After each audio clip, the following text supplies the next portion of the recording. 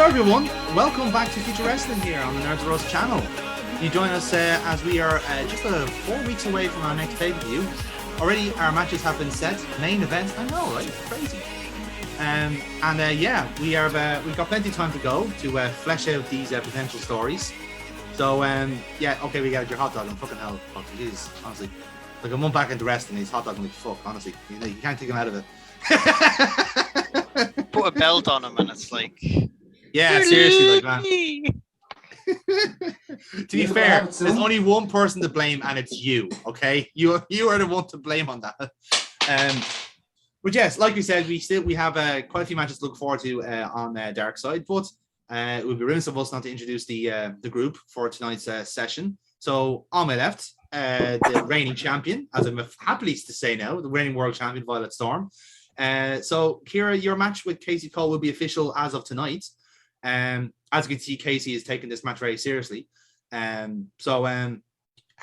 you looking forward to fighting Casey Colt at Dark Side for the title? As long as she leaves that bloody bat at home. That's true, actually. Yeah. As long as he shows up. Yeah, you never know, man. Like it could be it could be all a diversion. It could be all distraction tactics and mind games and all those other buzzwords. But definitely mind games, but sure, anyway. Yeah, you never know. Like again, it depends on what mind is working on. On the right hand side is perhaps the current, the lower ranking of the Power 15 at the minute.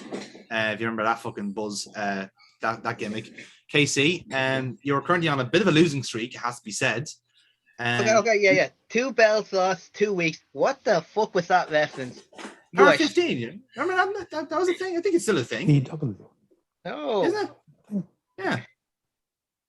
It's still a thing, isn't it? The power rankings? No? Am I just talking to the void here? Am I just the power rankings are real, yeah. It's legit. Yeah. For what, AEW? No, WWE. No, you did it for years, yeah. Called the Power 15 for a long time. Wow, someone doesn't remember watching Bite This. Fucking hell, Casey, showing your age here. But either way, so again, as you said, 2 big losses in 2 weeks. Have you a plan to recover for it? Because you are in the main event tonight, excitingly enough. Do I always do. Pull my head down, get through it, carry on. Spoken like a professional footballer, I love it. On the left-hand side of the screen then is a new champion entering the tag team division, as it were. Jimmy Morris, you are now a tag team champion. How does it feel to be important? It's great. It's How fantastic. does it feel to be of esteem? Look out for the love of It's great. But I see, thing is, right, I've got one arm and I feel like I need another one here. So, maybe no. Maybe. Mm-hmm. Okay. All right. We will discuss about that. Because I think the World Championship is a bit out of bounds at the minute, so we'll yeah. Ain't fucking happening. Not in soda bones if you both leave, okay? Oh God. Mate, you're in a stable with a pastor. You are believing in fucking nothing. So in the center screen tonight is James Rage. Again, as Dave is alluding to right beside you, your match with Midas is official, but there is a bit of a caveat to it, isn't it, Jamie? Yeah, we're not allowed to touch each other. No touching. Only on pay-per-view are you allowed to. In hotels, in certain locations around the world. Channel 931 on Sky.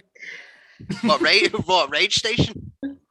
Rage Station. Yes, I love it. Just a live stream of James Rage 24/7. And if you phone him, he will do certain things. Fuzzy's gone. I've already cleared this up with Jim Morris. I've never sold my body for money. He'd be the person to go to, I suppose. I wasn't ready for that one. Again, folks, if you subscribe to Nerds Roast's secret Patreon, you'll get access to Rage Station for a discount price. Just use the code NerdRoast3 and you can get in for a discount price of $7.99. I heard when you subscribe, you get like 90 other websites for free as well. That's true. Yeah. It's a good deal. To be fair, it's a package deal. be fair, I had to do something when the VCR network cancelled my show. Now, what can you do? What can you fucking do? You know. But yes, like I said, we had a bit of a scuffle between yourself and Rob Midas, and we'll obviously get Rob's thoughts on it after this. But Jamie, do you feel confident going into this this potential locked in feud with Rob Midas? You've been a bit of a war of words recently, has to be said. Yeah, it's been great fun. We seem to have been locking horns since the day he arrived. Yes. But yeah, no, I'm feeling confident. Every roadblock he's given me, I've smashed through it. So keep sending them. Yeah, indeed. I wonder will there be one more tonight? We'll find out. On the right hand side is our marketing PR man, Conor Locke. Obviously, hard at work with the fabulous poster you've made here for us, Dave. Thank you very much for your hard work. So obviously, gimmick wise, you are Conor Locke, and you were in tonight's main event as well. Actually, we have some tag team action going on, but you seem to have a new target in sight, if you don't mind me saying so, Locke, after beating Decker at the pay-per-view. Yeah, besides the match that's taking place behind my left and right ears, it's interesting. It's Alan Morph has been on my hit list for a long time. Since before I came here, I've been targeting Alan Morph. It's a personal thing. I'm looking forward to see how it plays out. It's got a lot of history, so yes, you know, personally, professionally, I'm looking forward to it. I can't wait to just keep it going and keep the momentum building. Yeah, absolutely. On the bottom left end tonight is our new national champ, that is. Silver Fox, you're back in the gold books, if you pardon the pun. How's it feel to be champion again? I'm more shocked that it actually happened. And yeah, like this is gonna be very interesting because like it kind of like it's a new turn for Silver Fox. So like where he goes from there, I don't know. Indeed. I'm sure we'll find out over the next couple of weeks. Indeed we will. And like I said, you do have to defend that title tonight against a mystery opponent. Who could it be? Could be anybody. Could be absolutely fucking anybody. Could be Bobbin. Probably was Bobbin, to be fair. Anyway, on bottom right then is the man to know, Jerry Soule. Obviously playing Rob Midas. So again, we mentioned about your feud here with James Rage. But it's fair to say you still have a couple of irons in the fire here. Not only do you have this blood feud with James Rage, but you're also still representing Casey Colt, who of course is in the main event as well. So you're wearing two hats at the moment, Rob. It has to be said. I like to keep myself busy. That's the way I like to see it. I love how Jamie said we've been locking horns ever since I came in. That's very true, but he's knocked the bollocks out of me so many times I can't even remember when I first met him. So that's true, yeah. The fact that in every altercation he has pretty much beaten the absolute bejesus out of me.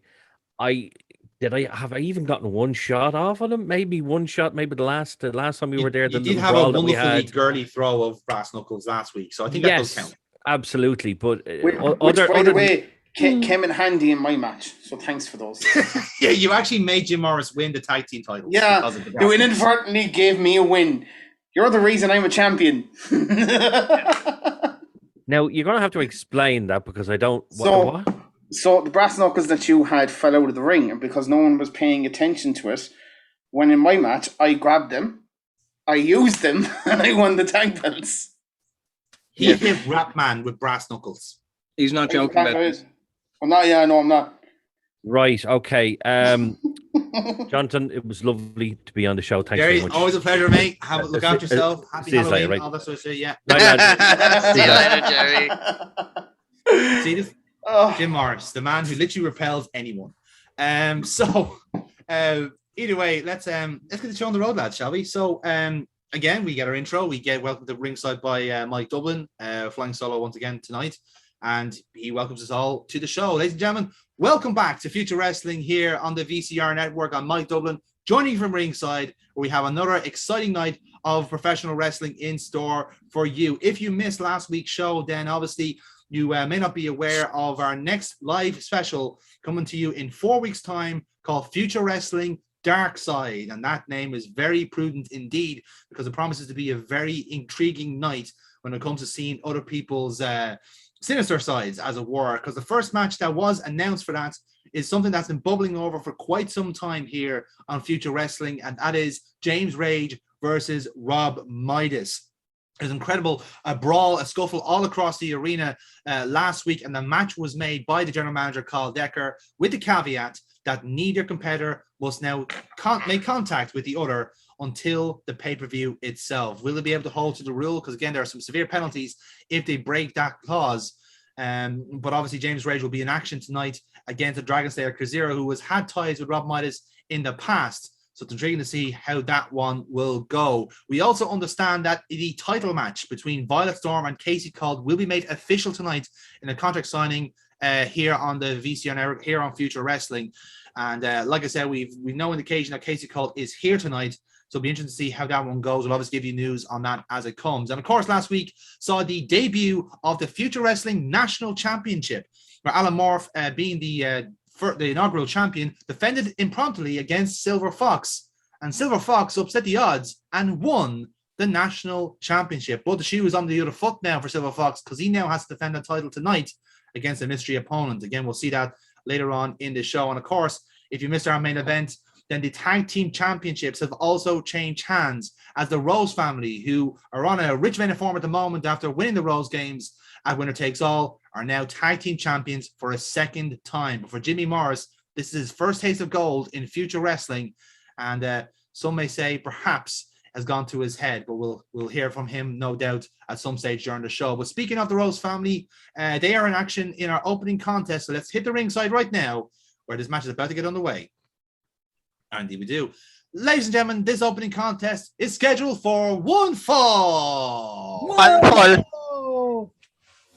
Introducing to the ring first, weighing in at 171 pounds, from Manchester, England, representing the Young Bloods, Michaela Joyce.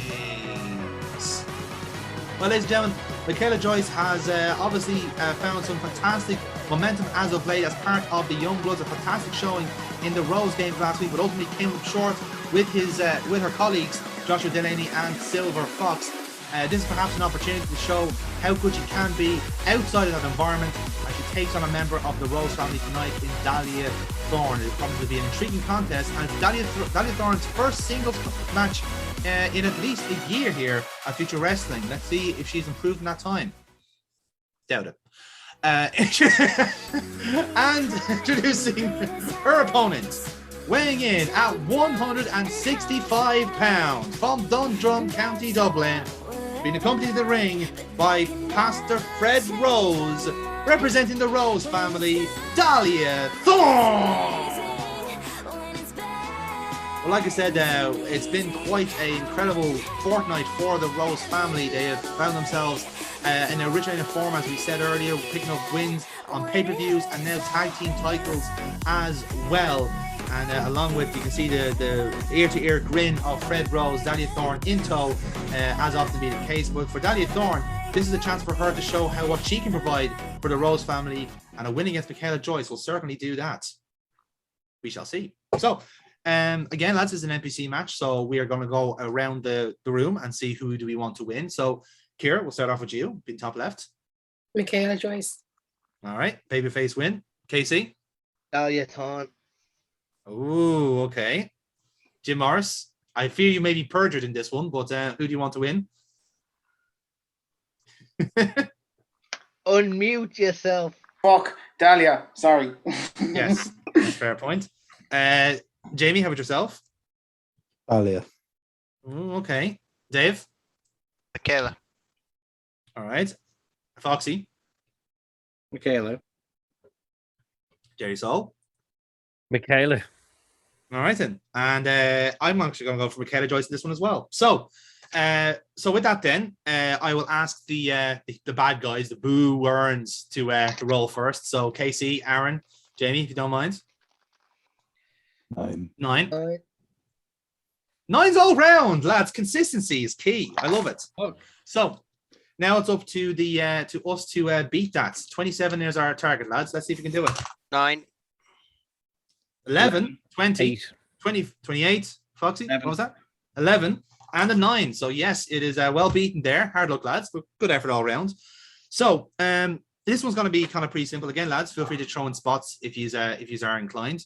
But obviously the Fred Rose is at ringside here, so he won't come into play just yet in terms of the match. There will be Michaela Joyce will be kind of out wrestling Daniel Thorne for the outset, really, and that's kind of the theme of the match, really, like just Thorne being kind of out of her depth, as it were. So she'll try a couple of spots, a lot of heel antics, a lot of like, you know, bitching at the hair, etc. That type of deal.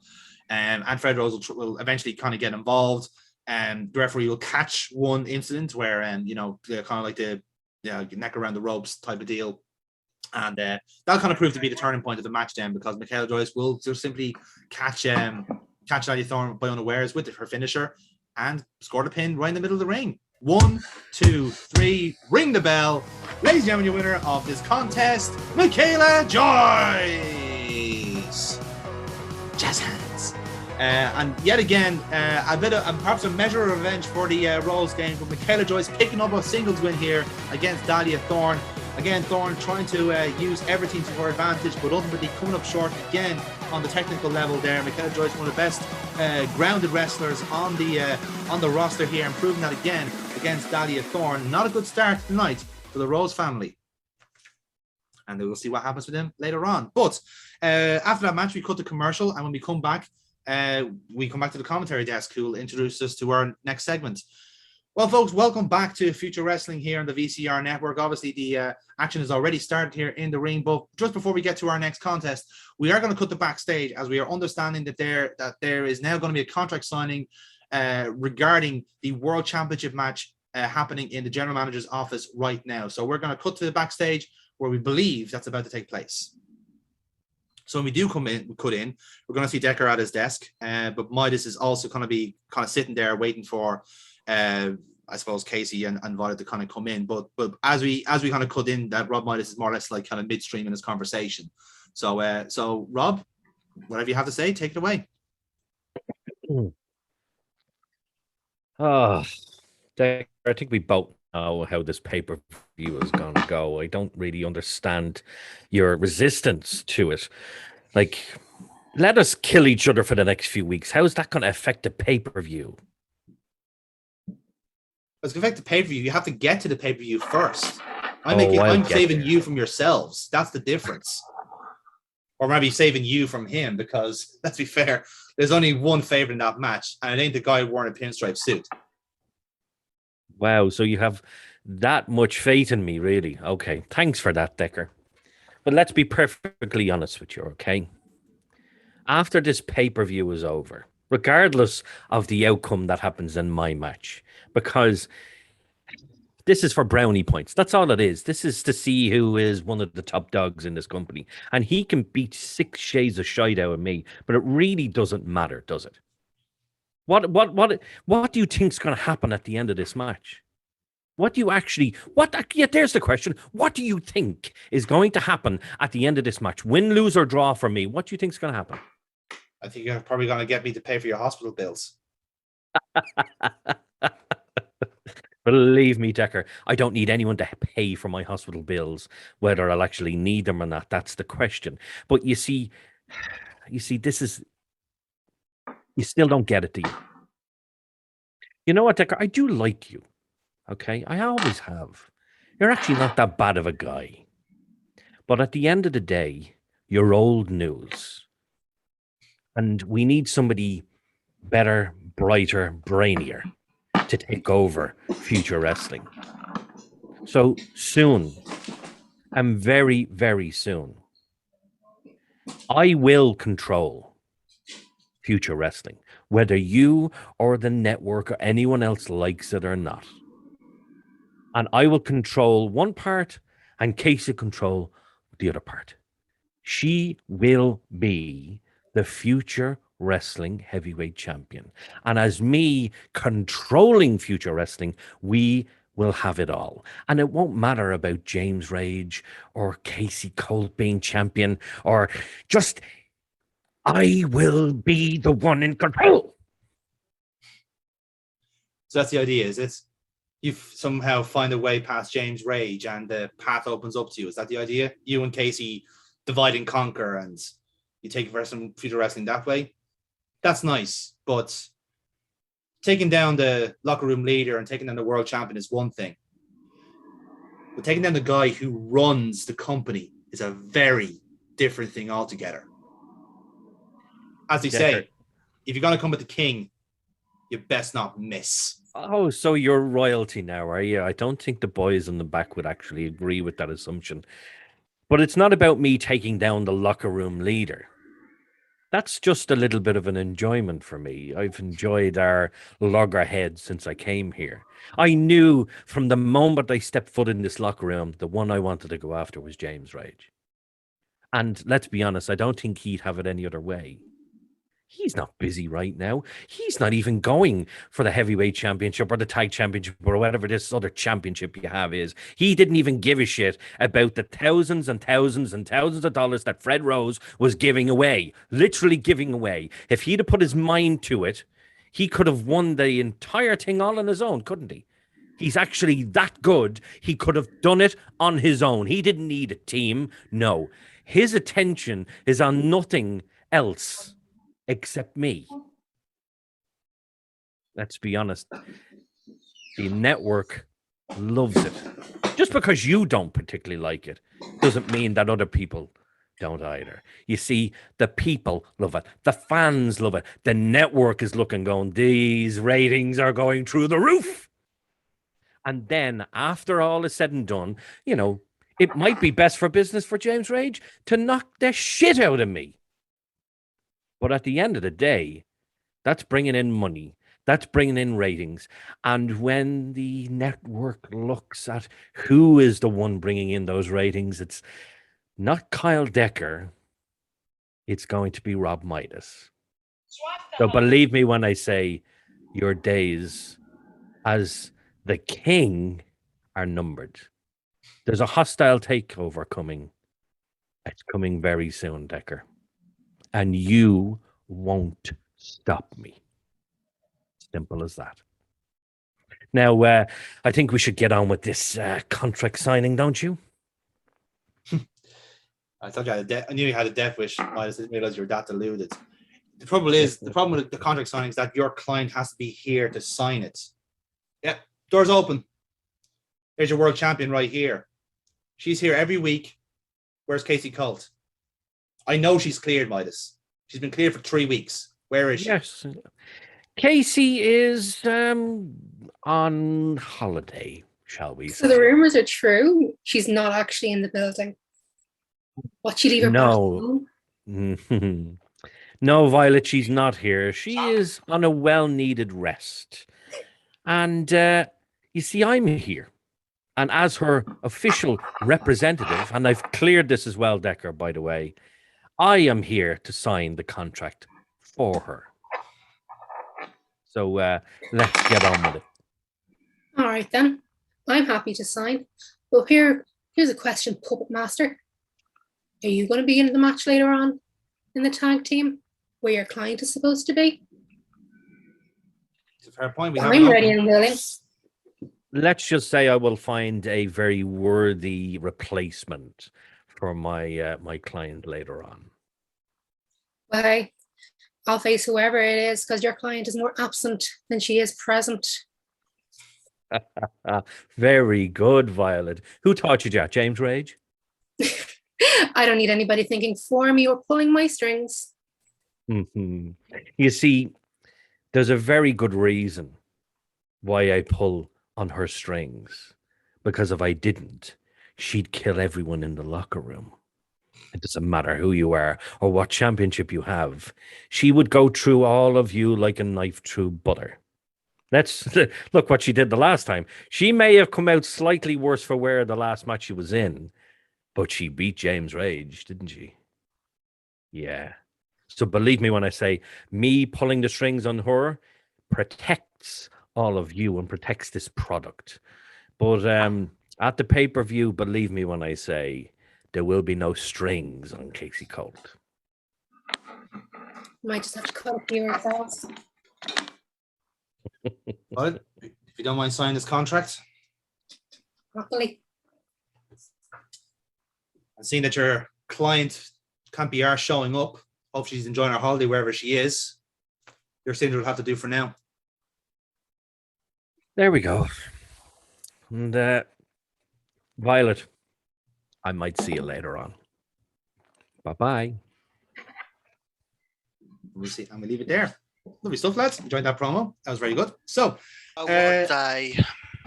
beautiful stuff. So, Kira, Jerry, give us your rolls on your look rolls there. If you don't mind. Oh, yeah, boy. Oh, critical. Just as well. They're both critical audiences. They're both critical. And the beautiful thing is, you both also got your match objectives in that. So, so that's a double audience for both of you. It's fantastic. Which Please one let of it be. yours? Please let it be Midas in the tag team. Please let it be Midas in the tag team. Well, we shall see. We shall see. There's a bullshitter coming, I'm sure. So with that in mind, then we cut back then to the arena and we get our second match on the way. Ladies and gentlemen, this next contest is scheduled for one fall. Whoa! One fall. One ball. One fall. Introducing to the ring first, weighing in at 201 pounds, from Sandiford County, Dublin, representing the Rose family. He is one half of the Future Wrestling Tag Team Champions, Damon Garrett. Well, folks, welcome back to the action here at Future Wrestling. We are not wasting time with this, I suppose, double header of the Youngbloods versus the Rose family, and this time it's Garrick versus Joshua Delaney. No assistance here apparently for Damon Garrick, as he's going up against Delaney, who again these two have crossed paths several times already here in season 2, and this is going to be more of the same. But again, Garrick perhaps galvanized now with that tag team championship win, the second time he has held those belts. Let's see, can he improve and impress even more against another young talent? And we will see. And his opponent, weighing in at 206 pounds, from Brixton, London, he is one half of the Youngbloods, Joshua Delaney. Like I said, we have waxed lyrical over Joshua Delaney several times already on season 2. One of the hottest talents in the independent scene going right now. The son of the very infamous and dangerous Killer Delaney, and has really been showing that killer instinct as of late with some big wins already in season 2. And a scalp against the tag team champion Damon Garrett will certainly add to that. Indeed, it will. So again, lads, this is an NBC match, so it will be the same rules as last time. So we'll go around the table. Kira, who do you want in this one? Delaney. Delaney. All right. Casey. Delaney. Ooh, 2 for Delaney. Okay. Aaron. Perjured, admittedly. Come on, just fucking go. You know Delaney. what? Yeah, fair enough. Great. 3 for Delaney. Jamie, how about yourself? Fuck Damon Garrick, Joshua Delaney. My thinking as love it. well. Yeah. I love everyone's thinking here. All the baby face heat. Dave, how about yourself? Little fucker Delaney beat me, Garrick. Fair enough. Fair enough. I love the beef. Foxy, how about yourself? Delaney. All the way. And Rob? Fuck it, we go for Delaney. I will go for Delaney. Then I will go for balance. We'll go for Garrett then. So the heels will set the pace. So Dave, Aaron, and myself. Let's give us our rolls. I rolled a 30. Okay. You can start. You can try again. Good boy. That's a 12 for Aaron. Okay, interesting. I mean, it's going to fucking lead nowhere because 2 rolls is going to be beaten. But look, It depends on how Dave rolls. Seven. Okay, right. So I rolled a 9, incidentally. So that leaves us with a 27 overall again. Jesus, wow. Consistency is key here. So again, let's see if the baby faces can beat that. So that's a 7. Fucking 12. 8. 12. Foxy does it. Foxy counts as your 12. It's lowest So- wins. Yeah, pretty much. So this will be more of an even contest, I suppose, in that sense, because again, Garrett does have a slightly better talent pool than Dahlia does. But again, so it's a bit more even, but Delaney kind of has a bit more of a power advantage, so he uses that mostly in this match. So again, a good bit of back and forth, good bit of technical wrestling, but then a lot of big spots and big risky maneuvers towards the end. So it'll look like Garrick has kind of done a bit of heel antics to kind of take advantage, to take the win, like a bit of raking of the eyes, low blow behind the referee's back. I'm not sure how these referees keep not missing these things. There's cameras everywhere, like lads. Just use VAR for fuck's sake. But eventually, Garrick will kind of go for his silver spoon finisher, but Delaney will reverse it into a small package, and he'll get the pin that way. 1, 2, 3. Ring the bell, ladies and gentlemen. Your winner of this contest, Joshua Delaney. Well, ladies and gentlemen, the Rose family have only been tag team champions for 1 week, but already the Youngbloods have scored 2 victories over them in 2 matches, which is pretty damn impressive. All without any assistance, all without any help. They're doing it on their own, and Damon Garrett does not look a happy bunny. I'm just seeing here, you got the rest of the Rose family coming out there as well. That's Fred Rose, Dahlia Thorne. They don't look too happy either. They're remonstrating the referee here. I'm assuming it's because of the way the match ended with the small package. There's absolutely nothing wrong with this pinfall, with this decision. I don't know what their issue is. And then I'm going to come up from in under the ring. Oh my god! Oh, sneak attack with the brass knucks that I had again from with the brass knucks that I had from last week, and I'm going to crack him in the back of the head. You give them fucking brass knucks back, you little bollocks. He needs them for later on. My name is by nature. Yes, exactly. It's a heel move, Jim. So if you give us a +2 roll overall, that's all right. And it's nearly critical and all, but yeah, it's successful. So you were going to hit Delaney from the back, and the crowd are booing, and again the comments going, "Oh well, I should have expected Jim E. Morris, who, as again, it was seemingly the attack dog for the Rose family, and those brass knuckles, very much lent from inadvertently from Rob Midas, come into play yet again." And this is just a heinous assault, because again, Delaney won this match fair and square, but fair and square is not in the vocabulary of the Rose family, as we said. Aaron, do you have anything else for this spot, or are you happy enough with what you're doing here? No, I'm fine. I'm going to do all my talking in the next spot, so it's great.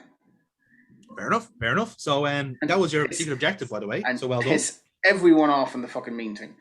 So that is your regular habit, in fairness. So yeah, we'll cover that then. So, but at least this time it's intentional. That's true. This is true. You actually mean it this time. So man. So yeah, that's fair enough. So with that then, we cut the commercial. We come back and we're backstage with John Newsreader Voice. Good evening and welcome back to Future Wrestling. Here I'm John Newsreader Voice. The headlines tonight: heel antics at play as the Rose family get revenge on the Youngbloods, and a contract has been signed on a table. More on that story at 9. But first, I'm joined by the new future national champion, Silver Fox, who after a couple of months of being without a title is now with a title again, except it's technically the same one that he had in season 1. Silver Fox, thank you very much for joining me this evening. Can I just ask you about your current emotional state and wellness after winning the national championship? You know what, John? I'm absolutely over the moon. It's been a long, hard road, and finally there's a light at the end of the tunnel. And I can't state even enough how good this feels to be. It won't be lasting long, though. I tell you that much. It will not be lasting long at all. We have just been interrupted by Jim E. Morris, who is the other member of the Rose family, and he has brought his title with him as well. Yes, I have. See, there's not a lot in common between the two of us, right? But there is one thing in common: the fact that the two of us are champions. We are. See, looking through the roster and all the big heavy hitters, Conor Locke doesn't have a championship, does he? No, he's got nothing. He's got nothing at all. James Rage doesn't have a championship. Actually, he's never even held the championship. I don't even think he's been in the championship match. I have. I won. 1-1. Let's see. Who's that one that runs around with Rob Midas? She doesn't have a belt. I the way believe he her name is speaks. Casey Colt, and she comes Casey from Colt, Tombstone, okay. USA. Okay, right. Yeah, Jerry Soul doesn't have a championship. Rob Midas doesn't have a champion. That's who we. Rob Midas doesn't have a championship. But then again, imagine losing to Rob Midas, huh? Oh, jeez. sorry. And who did you beat for that? Alex Morph. He doesn't have a championship, and he had 2 and lost them in 2 days. That's wild. But on the other hand, I have a belt though, and it's fantastic. It's nice and heavy, and I've got news for you. I'm gonna take your one next. Because you've got to defend it again this week against me. And then I'm just going to walk away just maniacal laughing as if I'm some sort of fucking evil genius. Can I just say, is anyone else going to buy the t-shirt? Who the fuck is Alex Morris? Or Alex Moore? Is that the t-shirt Alex. with the Jerry Soul on the back of it? Yeah. Yeah. Alex. Alex. Who the fuck is Alex? Fucking thing. Same fucking thing happened again with Jerry, where I looked at his name and went with the fucking name. I'm sorry, but Jamie's reaction there beat everything. Oh, you mentioned Jamie, and I was just like, you know what? I actually think he hates you more than me. No, it's okay. It's okay. After that promo, it's clear. I used to think he was a loser. Now I know he's a loser with a belt. It was clear as mud, like. It was Clear as mud. such a fucking... The whole thing was great, and then I hit that, and I was like, fuck it. I'm changing this poster. It's going to be Jerry Soul versus Alex Morph. Alex Morph, yes. The similar but legally distinct wrestlers. To be fair, I love it as a gimmick that Jim Morris That's doesn't great. know who Alan That Morph is is. just own it. I love that. Yeah. I love that. Yeah. Yeah. So it would again, even be I better think if he actually did it on purpose. Yeah. Yeah. He gives such Yeah. He gives so See, little I do not- fucks. The one I did on purpose was Casey Colt, because I genuinely forgot what Amy's character's name was.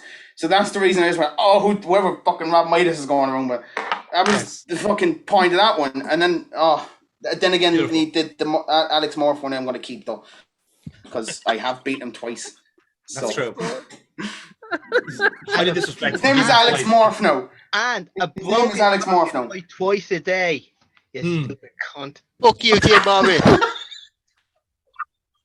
Fuck. Stupid prick. I'll put you Wow. to a fucking table. You know, fucking eat your entire I'll family. fucking shave your beard. Hey, that's too far. Hey, hold on a minute, because I missed it. Who actually said one you was stupid which? cunt? Was it Dave or Casey? Because I don't know. I didn't know who it was. I don't know who it was. I'm assuming it was Dave, because like Casey doesn't talk like that. Oh, he I called- have that an was idea Casey. for it. Casey called him a cunt. I have an idea for a gimmick. I'm gonna do a round of Dave or KC where we'll get him to say a line and everyone else has to guess. It's called Ventriloquist. Ventriloquist, yes. Oh, beautiful, lads.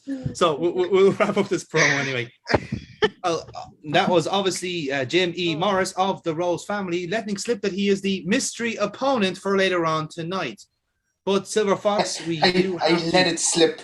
It just slipped out of my mouth. But it does seem to be the height of hubris that the Rose family are looking for more titles after losing twice tonight against the Youngbloods. Wouldn't you agree, Silver Fox? Yeah. He's a very big man with a very small brain. But he does have a point. He has beaten a lot of us. Can't deny that. By hook or crook, he has done it. Hate to admit it, but he has. And if he's going to be the challenger tonight, then I'd best be on my top form, because anything can happen with him. And it's not good. Been the case. It certainly has been the case. Silver Fox, thank you very much for your time tonight, and best of luck in the match against Jim E. Morris. Yeah. And coming up at 9:30 after this broadcast will be a memorial broadcast about the late Jerry Soul. But for now, back to you at ringside, Mr. Mike Dublin.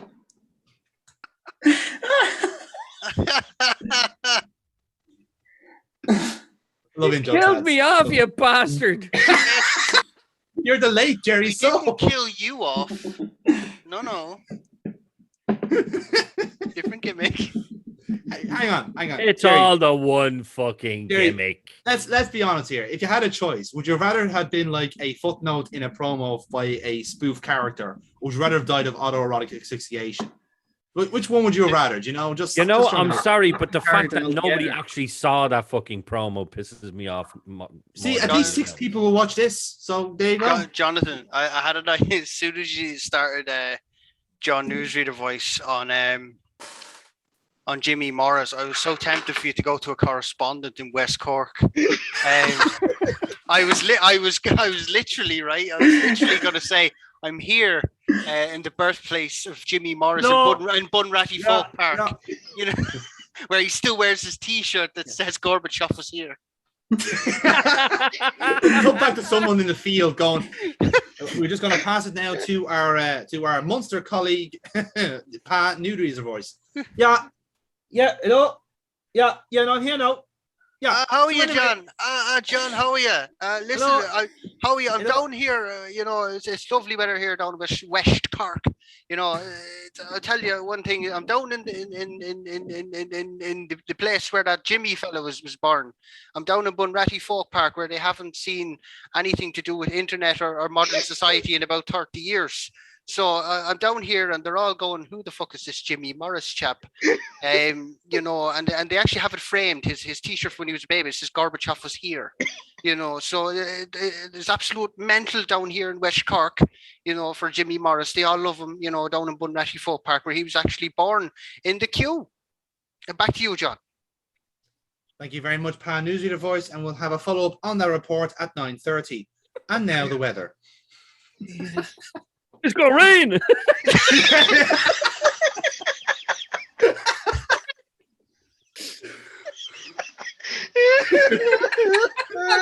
You were sitting on that for like the last few minutes. Wait.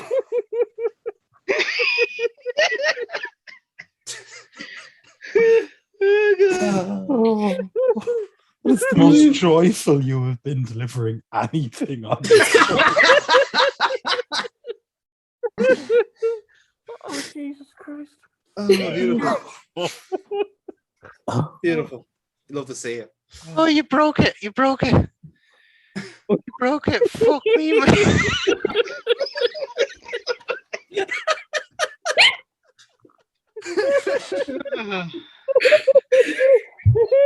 Oh, you couldn't have timed it any better than that, man. Fuck me. Oh, my stomach. I love that out of all this, everyone's laughing their shit off, and Aaron is there going like, I wasn't born in Bunratty. See,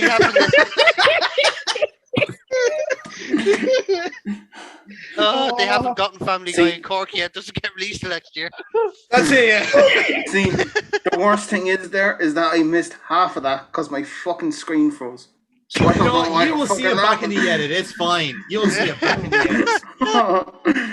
Oh, it kept- Jesus. It kept jumping and just completely my God. froze. The next thing I saw was everyone laughing. I'm like, oh yes, we're all laughing. We're all laughing. It's a great joke. I know what.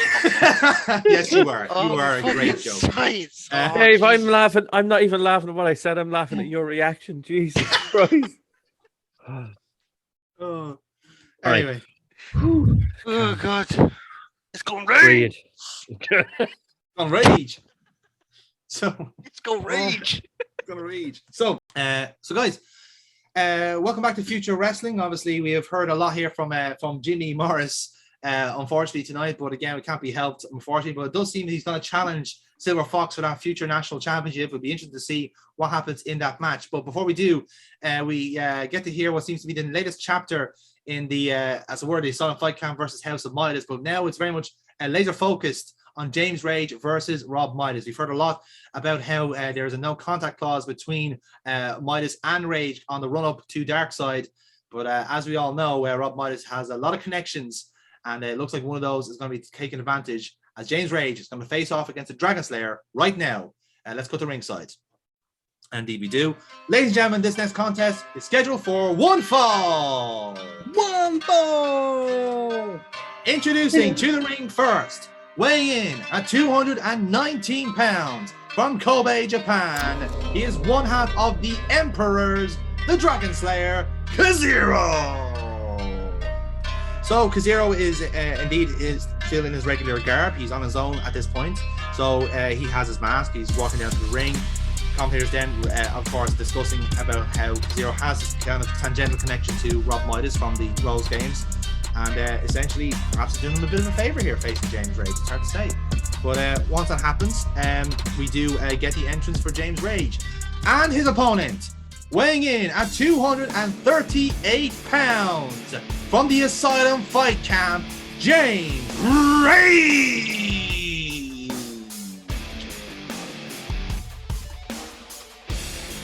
Yes, so nothing out of the ordinary, really. Just intensity to the ring, all business, no handshakes, just to the ring. There's no messing here with James Rage. I'm not saying he doesn't know what the stakes are. Of course he does. But I suppose from here on out to Dark Side, everything he's going to be doing in the ring is going to be a message to his opponent Rob Midas. Because like I said, like no contact clause is pretty steep in terms of severity, and these matches are going to be pivotal in showing what James Rage can do in the ring, as if we didn't know already. So again, the bell is the referee is checking on both competitors, about to ring the bell.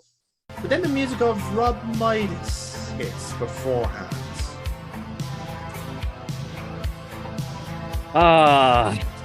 James. It really is a shame, isn't it?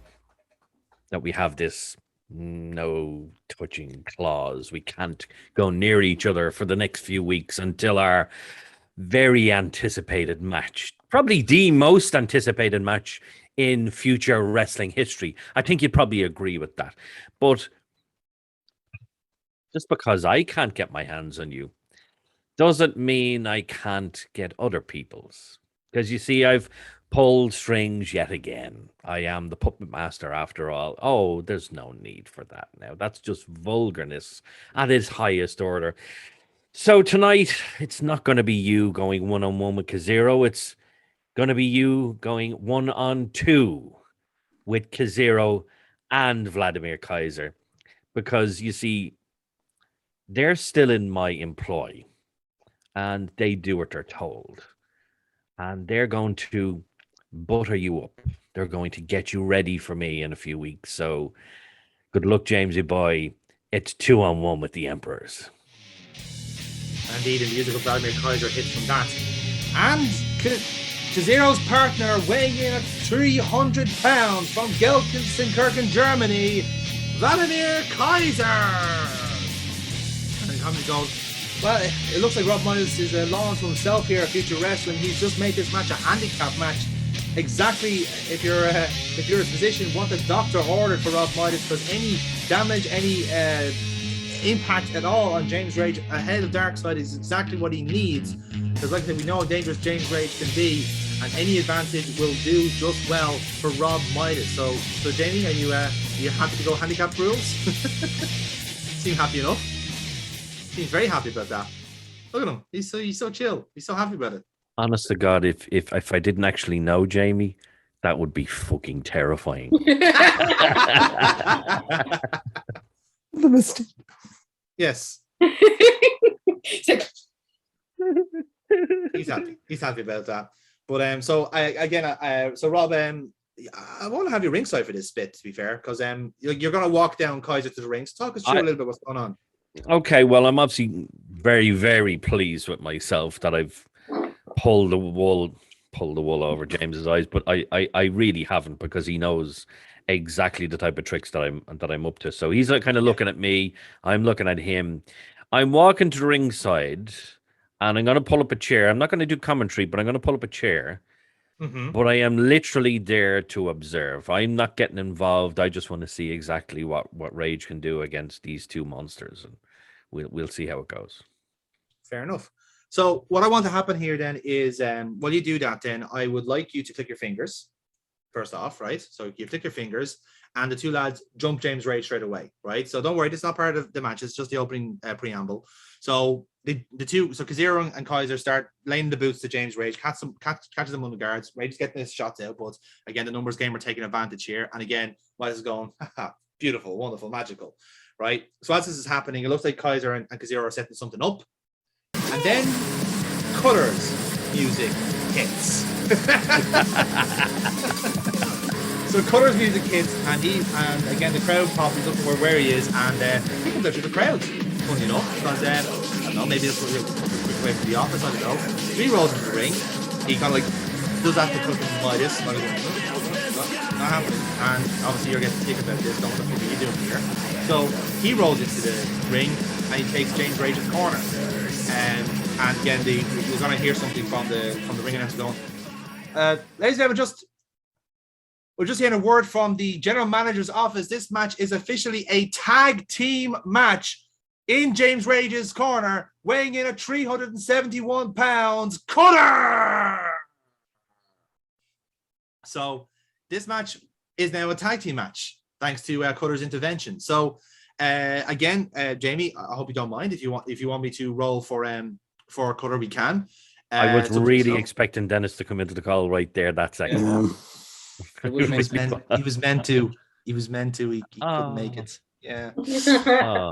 I know. Anyway, I'll let that part out. Anyway, so guys, I'm gonna keep this a quick little tag team match. 11 spots altogether. So Jamie, who do you want to start in your team? I presume you want to get your and Jerry, who do you want to start for the Emperors? Kazero or Kaiser? We go with Kazero. Kazero, fair enough. Right then. So guys, give us your rolls. Midas, you can roll for Kazero if you like. Oh fuck, am I rolling? Okay. I'll roll for Cutter, yeah, if you want to. Okay. 10. 10. 4. 4. Okay, so Jamie, you take this first spot. So how's it a guess? Kazero starting. Yes. I walk towards him. As he walks towards me, I stamp forward on his knee. Real roll. That's a sore one. 9. Successful. Fucking ow. Ow is fucking right. That was right. Jamie, are you staying in? Yep. And Rob, are you keeping Kazero in here? No, I'm not keeping him in there with Roy Keane. Fuck that. Worst could be Paul Scholes. No, immediate tag out. Jesus H. Christ. Fair enough. Right. So Kaiser comes in here. So yeah, this rolls for you guys again. So carry on. Okay. My favorite number, 4. 4. All right, Jamie, you roll 10 again. So what do you want to do to Kaiser? What other horror tackles can we do for football?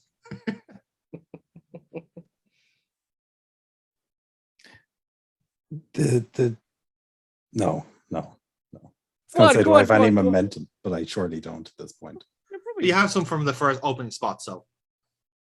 Literally 1, like. Yeah, 2. But everyone starts at 1. We'll leave it built.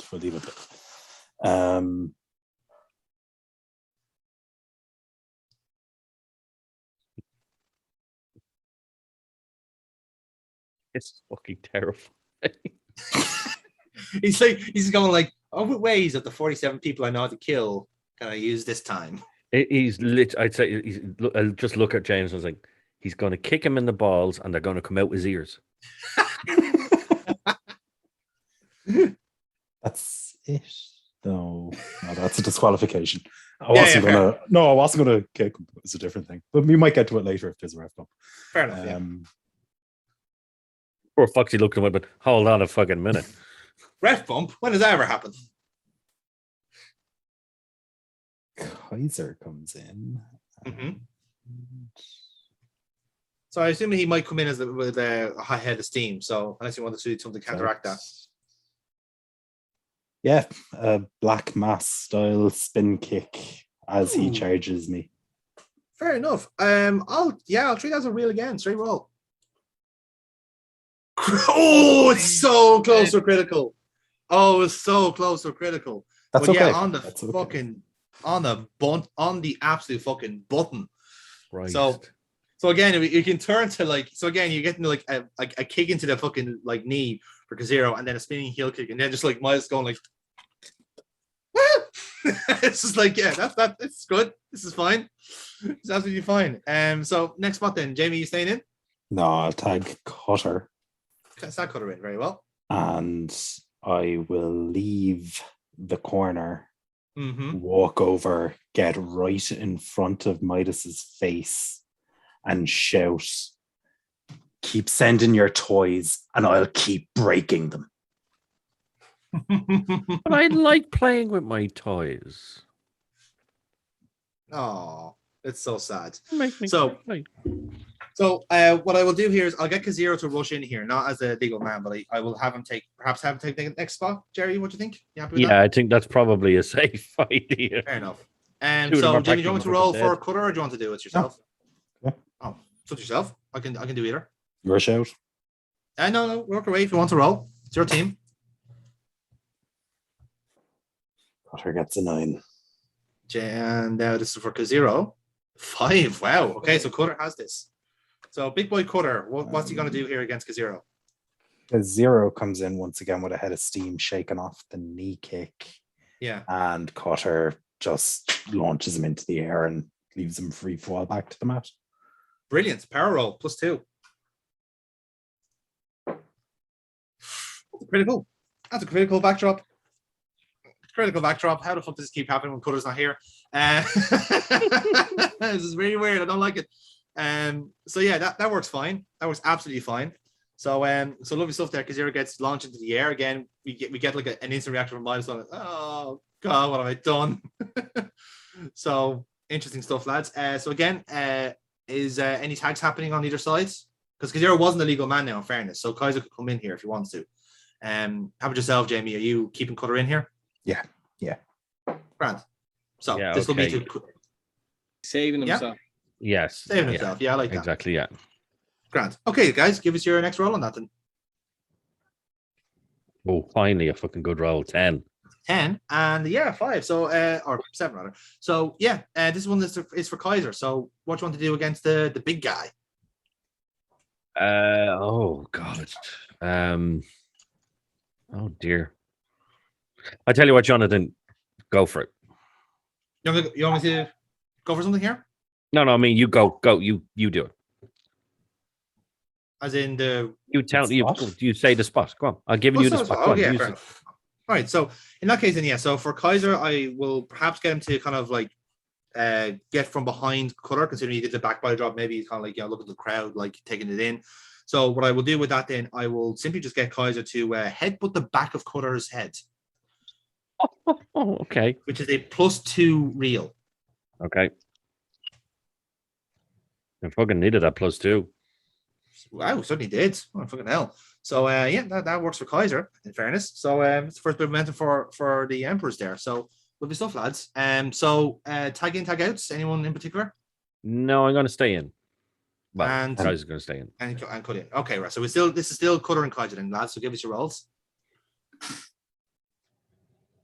9. 11. 11. Oh. Right. Okay, so how's Cutter going to recover from the headbutt? Angrily. I would imagine. Quite livid. Yes. So takes it, jolts forward, turns around, kind of like, "Oh, that wasn't cool." Mhm. That sounded exactly like him. I know, right? Kaiser, being a big lad himself, challenges Yes. Cutter to a test of strength, Yeah. puts the hands up, and Cutter kicks him in the face with a big boot. Ooh, I like it. I like it. Look, roll. Straight roll for Cutter on that one.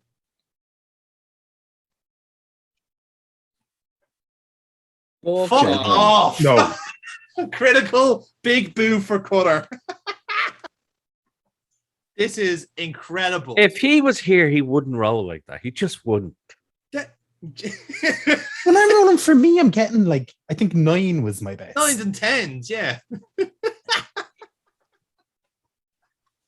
I'm just glad I'm not in this match. I'm just really glad I'm not. Yeah, fairness, like, yeah, these are NPCs, these are expendable. Before you did the roll, I actually thought you were gonna have Cutter just like headbutt, fucking just swing back and give him a fucking low. Oh, that would have been good. That would have been good. But no, a critical big boot is I'm good. I'm going to defer to the professional in this case, and Fair enough. that critical role is going to now be that he swings back and drives the back of his head into Jesus, Kaiser's face. That'd be fucking critical. That's a busted nose. That is fucking hell. I'm It's a happy. busted brain. Don't mind a fucking Busted nose. brain, yeah, Knockout. exactly. Yeah, fucking sure. Wow. Jesus Christ. Right then. So tag ins, lads. Do we want any? Oh, you better fucking believe it. Yeah, Okay, so Kaziro's going to come in here. yeah. How about Cutter? You're tagging in as Cutter well, tags Jamie? me. Yeah, yeah. Right then. So Jason, Right. Jamie, and Kaziro again. So guys, give us your rolls. Look I know. at this bullshit. That's incredible. That's fucking amazing. We have to test. Yeah, we have to keep testing this out. This is an experiment now. This is science we're doing. Then So Cutter. yeah. So Kaziro, what do you want to So, do here? because Kaziro's going to tag in, James is going to tag in, and I'm going to literally rob Cutter's spot that wasn't used. He's going to do a run and boot right to boot. James's face.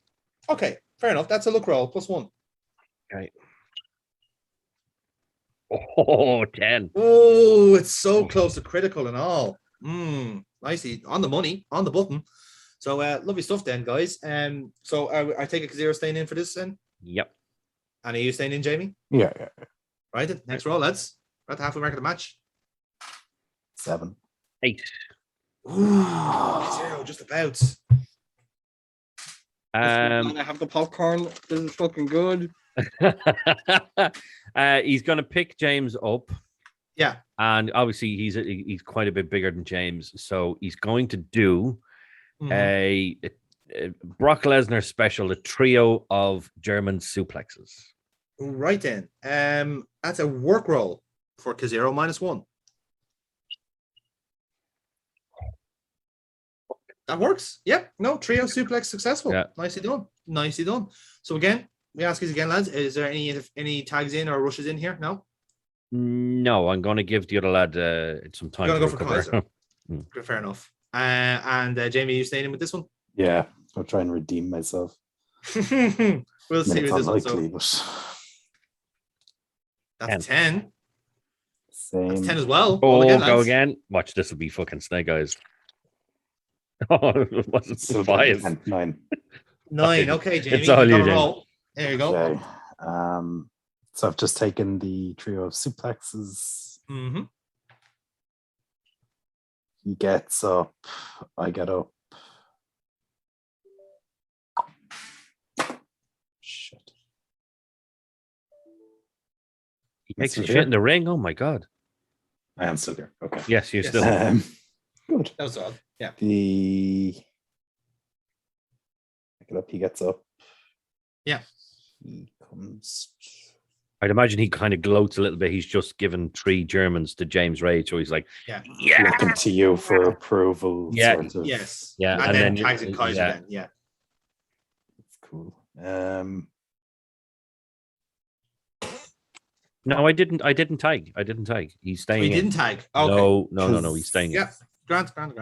Okay, so he then looks to close the distance, comes towards me, and I hit a drop to hold. Drop to all. Grant. Yep. Work roll on that. Straight roll. 5. 5. Okay. So Kaziro can resist a toe hold, I suppose. He won't fall for it, I guess. So, Jerry, how do you want to come out of that? James is going to try and drop toe hold him, and Kaziro's just going to lift up a leg and just literally pound James's chest with his foot. Boom, straight down. Fair enough. Yeah. There'll be a straight roll on that. Okay. 6. It's a 6, so it won't be enough then to get momentum. No. So you'll go for the pound the leg, and I think we'll go for like you'll push Kaziro off and go for a separation spot from there. So there's no momentum earned in that match, or in that spot. So guys, you have a chance for tag ins if you want it. Are you keeping with your guys? Think now I'll tag out. You'll tag out, and Jamie, are you staying in as Rage? Yeah, sell for a second, and as Kaiser comes in, gets up. Fair enough. Grant. Okay, Okay. so this next roll, see you guys then. Go for it. 9. 8. Ooh, Jamie, it's yours. So what do you want to do? As Kaiser comes towards me, I go for the single leg takedown. Single leg takedown, right? Yeah, that's a work roll on that. 9 again. And again, that's successful. Takedown successful. He's down on the mat. And we have 2 spots left. So are you staying in, Jamie, I presume? Yep. And you'll be staying with Kaiser, I take it. Well, we'll have to. He's just been dropped hold or single leg takedown. So Yeah. Happy days. Right then, guys, give us your rolls then. 7. 3. Fuck me. Ooh, okay, Kaiser is definitely not winning that one. So Jamie, it's all yours. Look at that. Oh, face. look at the Look grin at in his that eyes. Did you face. see that? Look at Did you that see face. that? Little grin. Jesus. He's thought of something. Christ. He's thought of something. So I have him down and I have his leg. Mm-hmm. I flip him over onto his stomach. Yeah. I stare down Rob Midas. I'll keep breaking them and I drop a knee across his ankle, like the very move that put Casey Colt out. Oh, I love it. I love it. I love it. I love it. I love it. So, yeah, that's a That real has to be roll. minus 50. It's a real roll. Straight roll on it. How much momentum does my team have? You have 4. Cutter has 3. Jesus. Am I allowed to use all of it? You could, if the roll is good enough. Yeah. All 7. I'm going for a full-on stretcher job. Wow. Okay, you're going for it. You're going to take out Kaiser. Interesting. +7 roll. May God help us all. It's fucking 12. Watch. 9. It's 9. It's a 16. It's So still yeah, critical. So it's fucking it's critical. dead. Yeah. Like. So talk us through the whole process. See, tell us what happens with this spot. So Kazuro's just made the tag. Yeah. Kaiser's coming towards me, shove him to the ground, kind of lace his leg, Yeah. turn it over as though to go for an ankle lock, Sure. hold it in place, nearly do a push-up on the one leg, point at Midas, do the whole, I will keep breaking them, drop the knee across the ankle, leave him spaz the fuck out. Kazuro's presumably still in bits. Sure. Cutter in behind me, and yeah, basically it's Yeah, a that should be case of finished. yeah. Yeah. He's kicked you out of touch, like, in fairness, with the momentum. But now, like I said, like there's no real way of answering that, Jerry. Is there? Like, can you roll a critical? You can try. Nope. No. There you go. Right then. So this is gonna be a submission. This is gonna be a tap out. So yeah, you drop it, and Kaiser, like, almost immediately once you drop it. Oh, whoa, hold on. You just said this is a submission, and that made me realize that I shouldn't just do the straight knee drop and then walk away. I should do the straight knee drop and then kneel on his ankle. Yes, and that's how he gets a tap out. Yeah. De facto submission, literally. Can't be a tap out. That's illegal to fuck. How? Holy shit. What rule did I break? Well, What rule? his His femur fucking rule. ankle. Jesus.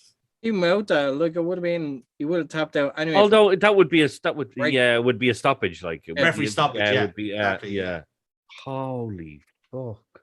So right, and so yeah, that's exactly what's going to happen. You keep the pressure on. He'll fucking tap. The referee goes, all right, call it, and he'll do you can consult with Foxy on the standard refereeing procedure, but that'll be the What's message. procedure? That's the procedure, Foxy. What happens when you have a psychopath in the ring? How do you manage that? How do you work? With that? He knows. He's worked with Joker Break. That's fair, yeah, actually. Yeah. No, he's sociopath at best. Come on.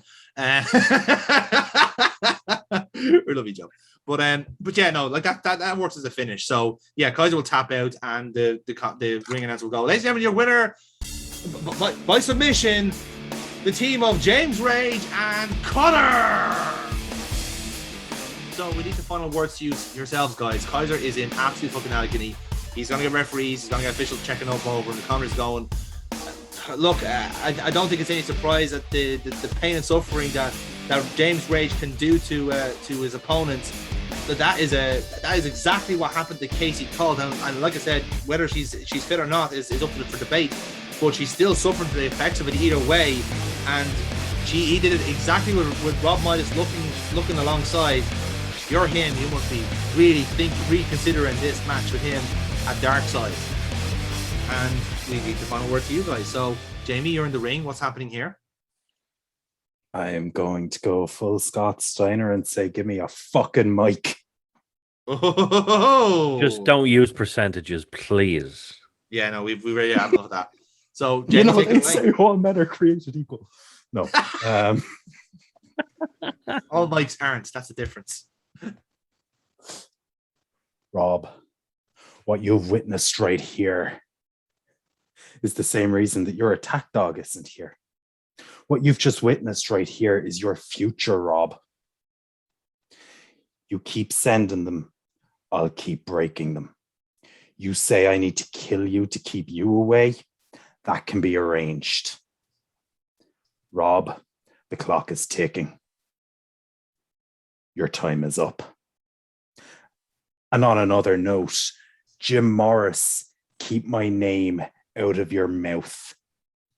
Whores will have their trinkets, but don't think it means a goddamn thing. Oh, love it. Now, before you leave that ring, Please. all right. So you still have. Don't throw the mic. Don't throw the mic. Okay. I want you to keep that mic, okay?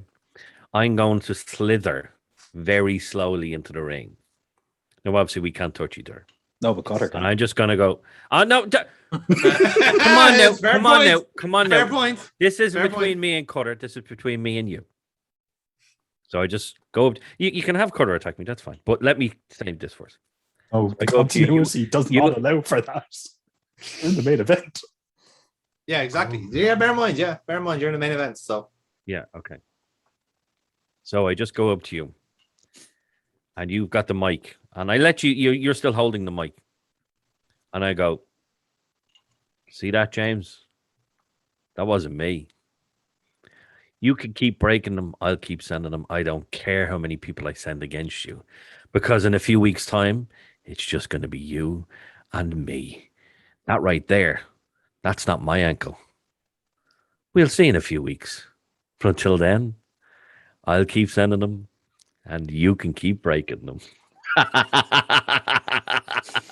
And then you can have Cutter attack me if you want. No. Okay. fair enough. Okay, grand. So, yeah, happy days then.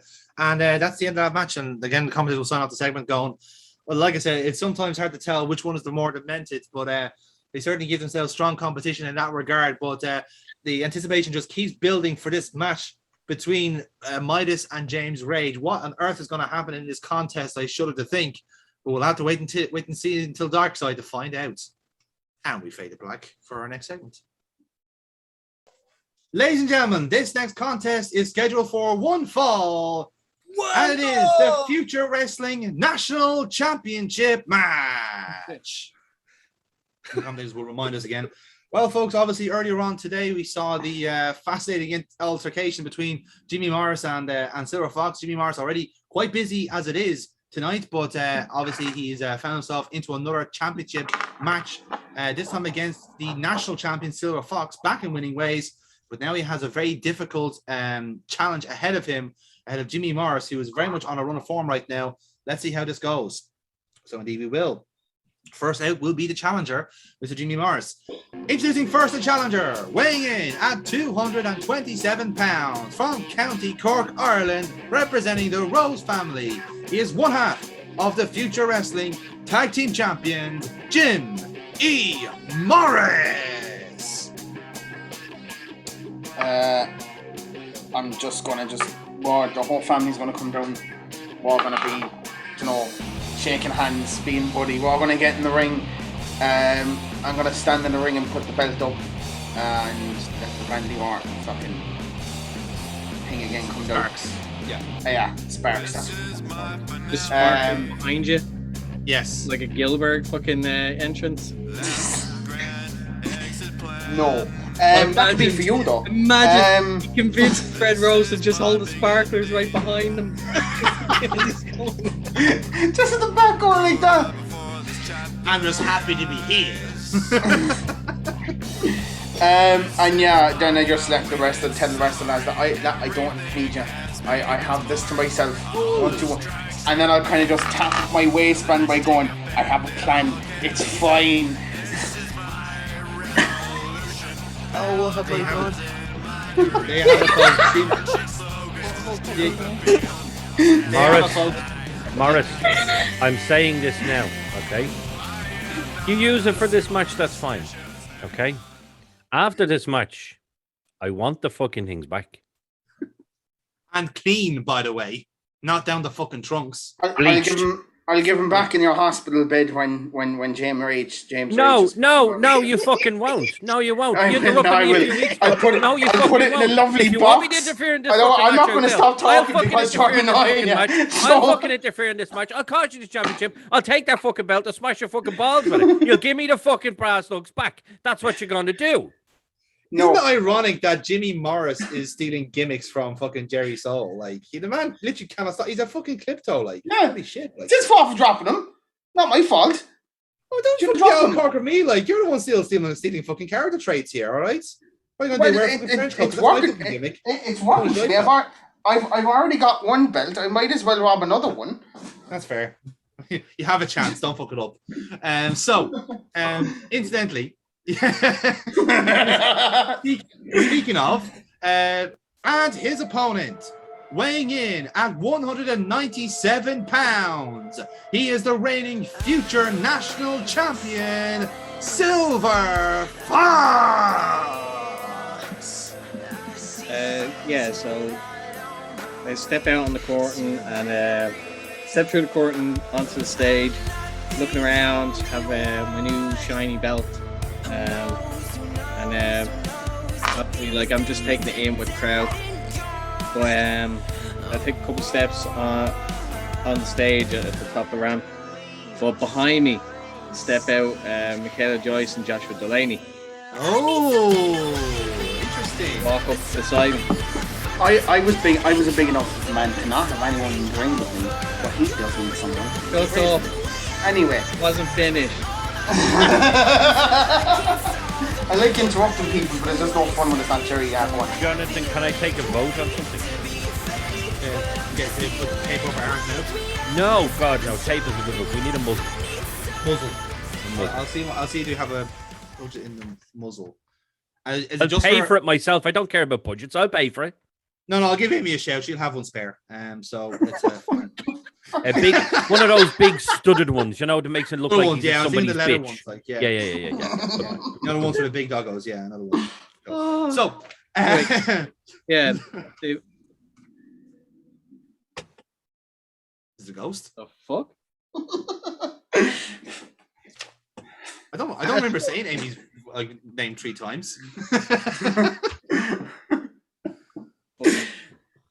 No, but yeah, I stand out on the stage.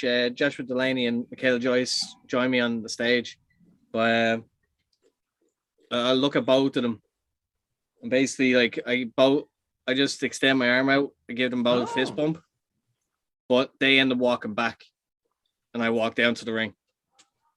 That's quite interesting there, because again, for anyone who's been watching the last couple of weeks, this link between the Youngbloods and Silver Fox has been vague at best. That has to be said. Obviously, one of the parting gifts of Nathan Youngblood was to essentially offer this assistance to Silver Fox, and it looks like perhaps at last he's accepting it. But again, much like what's happened with Jimmy Morris, this is going to be a singles contest, no interference potentially. Both competitors taking this championship match very seriously indeed. Should be intriguing to see how this goes. Indeed it will, lads. So this is a championship match, so I'm giving you all 13 spots for this one. So Fox, Jim, give us your rolls. Let's get this match underway. 8. Same for Aaron. Roll again, lads. Ooh, 4. 11. 11. Nicely done. Right, Foxy, you start off. Yeah, so obviously, like, bell rings. I'm staring across at him, and I'm just, I'm gonna walk up to him. And like, you try any funny business, I will personally knock the bollocks off you. Anything at all. I'm dead serious. I just need one chance. I need 1 fucking second. That's all I need. I say it to him, and I step back, and then I'm gonna go quickly grab him in a headlock. I'm gonna try and shoot me in for an international. International, great. You should really buy that hit paper white, by the way. It was a great article on I know. on Jerry Soul there, the late Jerry Soul. So work roll, please, Silver Fox. That's all right. +1. Right up. 7. 7 +1 gives you momentum, so that's good stuff. International successful, and move on to our next part from there.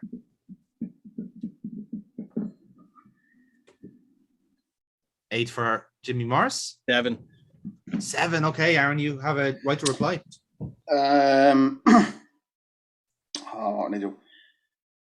What did I do? What move did you just do there again? So I went Just make into sure. international. So Yeah. that was So a fucking drop kick. right. I'll get up from the drop kick and go into the corner, a little bit dazzled. I'm like, I'm fine. He's going to run towards me to try and keep his momentum going, and I'll move, and he'll. What would I say? He'll go for a stinger splash. Because I want to just gonna hard move buckle? away. Say that again? We Yeah, gonna- smash. Yeah. So I'm on the turnbuckle. He'll go for like a stinger splash, and Smash the buckle. then he'll hit the corner, and then I hit him with a neck breaker. Neck breaker, right? That'll be a work roll as well, Jim, on that. And with the +1 makes it a hell. critical neck breaker. Critical neck breaker for Jimmy Morris. How about that? How about that indeed? Nicely done. It's a free audience, Jimmy Morris. Not bad. So next roll, lads. Let's see who takes advantage. 7. Sen, Jimmy Morris, it's yours. From the neck breaker, I will put his neck on the bottom rope, and I'll just start standing on it and jumping on his neck. Like I'm going to really put a lot of work on the neck to really fuck him up. Okay, you're focused on the neck here. Grant, that's a real roll on that then, -1. And that is a 6. So it's so I think a fair trade for this would be that you're going to try and stand on his neck. The referee will basically give you the 5 count. You'll push away, and Fox, you will have a chance to steal this spot. So how do you reply back from that rope spot? So am I face down, or am I actually looking up at you as you're draping me on? No, your face is down. Yeah, face down. Yeah, Face down. Okay, all right. Which rope? bottom one. Bottom rope. Yeah. Right. Right. Referee's giving the count. He gets off. As he gets off, I'm gonna get up really quick. I'm still holding my neck, but I give him a big fucking shove. Like, so what the fuck you doing? All right, cool. I'll treat it as a real, actually. Straight real on that one. I don't. Getting feisty here, Foxy. That's a straight roll. 9. 9, yeah. So that's grand. You push him back, and we roll into the next spot from there. So, so Foxy, you steal momentum in that spot. Let's go for next roll. I don't. Fucking 7. 7 again, lads. Roll again. 11. Bollocks, 7. Okay, Jimmy Morris, the roll is yours. Sorry, I was looking up for something there because that photo, I was paying attention to the photo, right? And the reason I am is because I'm sure that's behind my house. I think because that looks like a barber's that's literally 2 seconds that way, and there is a big cross thing in front of it. I'm actually sure that's behind me. That's brilliant. If we can't manage to get that, it's hilarious. It's behind your house, you say? Good. Road trip. Oh yeah, the Jerrys are going on a fucking road trip. I was actually just I smell a tag team. I just got a message there from Amy Jerry. The Muslims in the post. The 3 Jerry's. Sorry, Yes. what's in the post? What? The Muslims in the post. I just got a message there from Oh, Amy. good man. Yeah, good man. I tell you, I'll glue it to the cunt's head. I swear to God. Yeah, go for it. Yeah, fair enough. He'd be a good boy. Right. Aaron, this one's yours. What did Silver Fox do here again? Because I fucking forgot. He gave you a shove. He shoved you off. He shoved me. Oh, he just shoved me off. Okay. Right. I'm gonna get up. So he shoves me off. I bounce off the ropes. I use that momentum to run at him. He'll duck it, and I'll bounce off the other rope, come back, and hit with a drop kick in the back. Drop kick to the back. Fair enough. Look, roll, Jim Morris. -1. Oh, shit. Ooh, okay, you're gonna miss the drop kick, Foxy. Yeah, so like I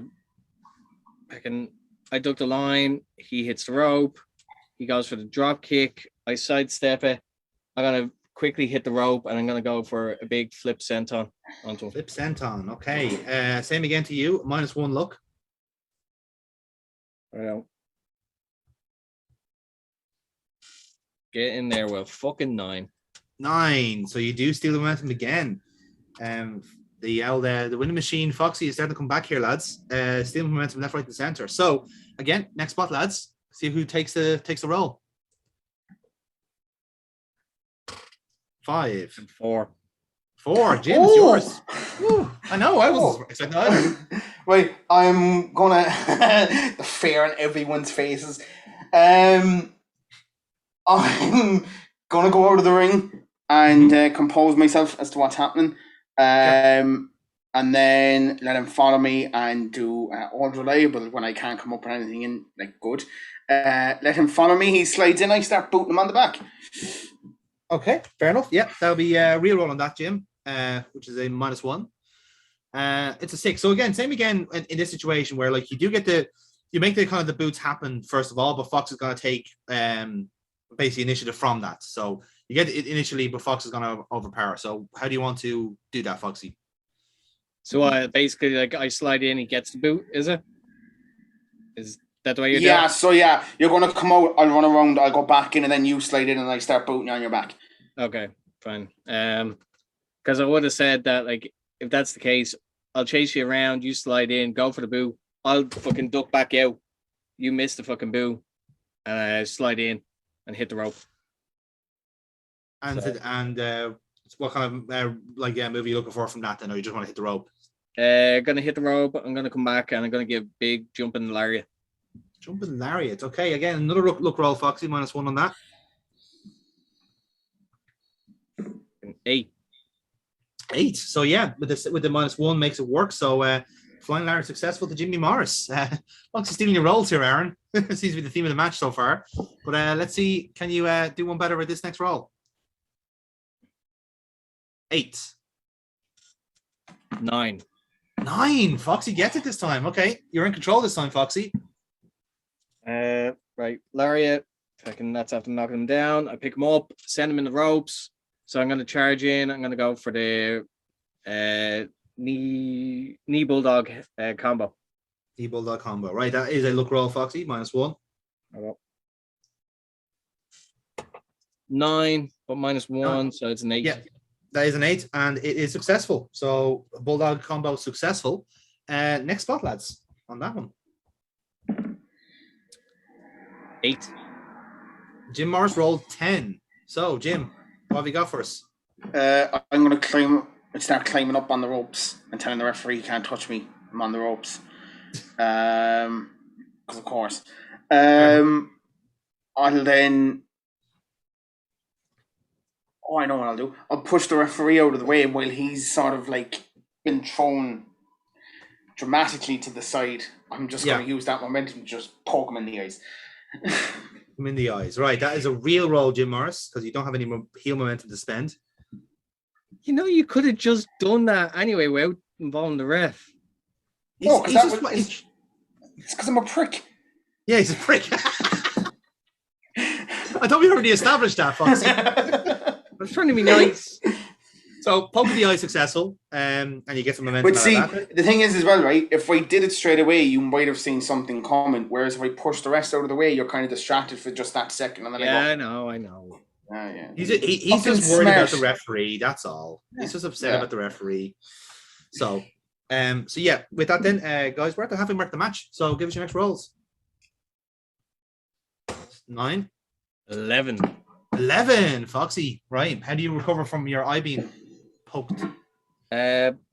So with the eye poke, so he thinks he's being smart, but like obviously he has got me with the eye poke. I'm selling that. I torn. My back is to him. He's still there, like right behind me.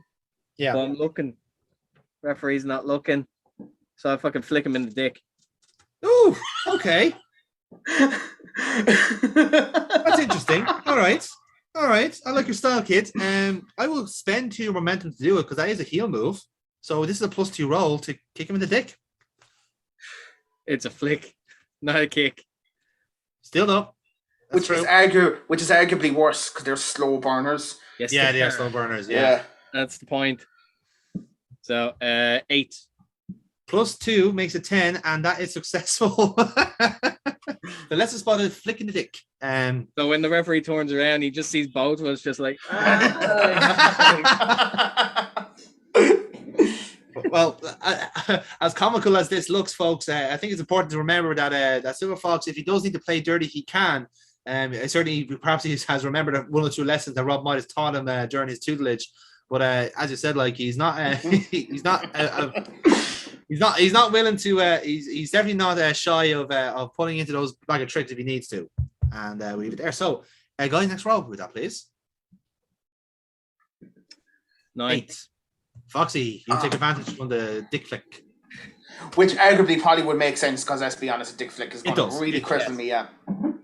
So still sound the eye, obviously because like you did fucking basically tummy in the eye. Yeah. But, he's down that. He's kind of draped down. Obviously, he's in pain. Yeah. So, you know what? I'm gonna give him fucking 2 atomic drops. 1 the front way, 1 the second way. The Rick Rude special, love it. Yeah, work roll on that. The Rick Rude special. Why? 7. 7. So atomic drop successful. You get some momentum back from that dickish move. If you've heard the pun. So guys, gives you next rolls. You have 4 spots left. Get in there. Is that 11? Nice. Fox, you are still in control of the match. So 2 atomic drops. He's still selling. You know what? Okay.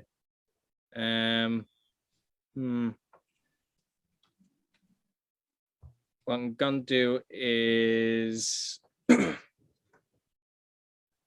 so while he's like still selling around, I'm gonna sweep his legs. So he's gonna land face first, but again, I'm gonna put him in a surfboard stretch. Nice, nicely done. Okay, work roll on that then, Foxy. +1. Right up. 9. 9 makes it 10, and surfboard stretch successful. So more momentum for Silver Fox here. So next roll, lads. Next spot roll. Let's see who takes advantage. 9. 7. Jim Morris, it's going to go to you. So how do you first break out of the surfboard stretch, and what do you do after that? I'm more focused on the fact that my balls still hurt, so I'm gonna just start screaming my bollocks. But as my arms are flailing around, he's just a little bit too close to the ropes. Yeah. So I grab the ropes and the referee breaks it up. Sure. How are you gonna grab the ropes from a surfboard stretch? Isn't my arms free in that? No.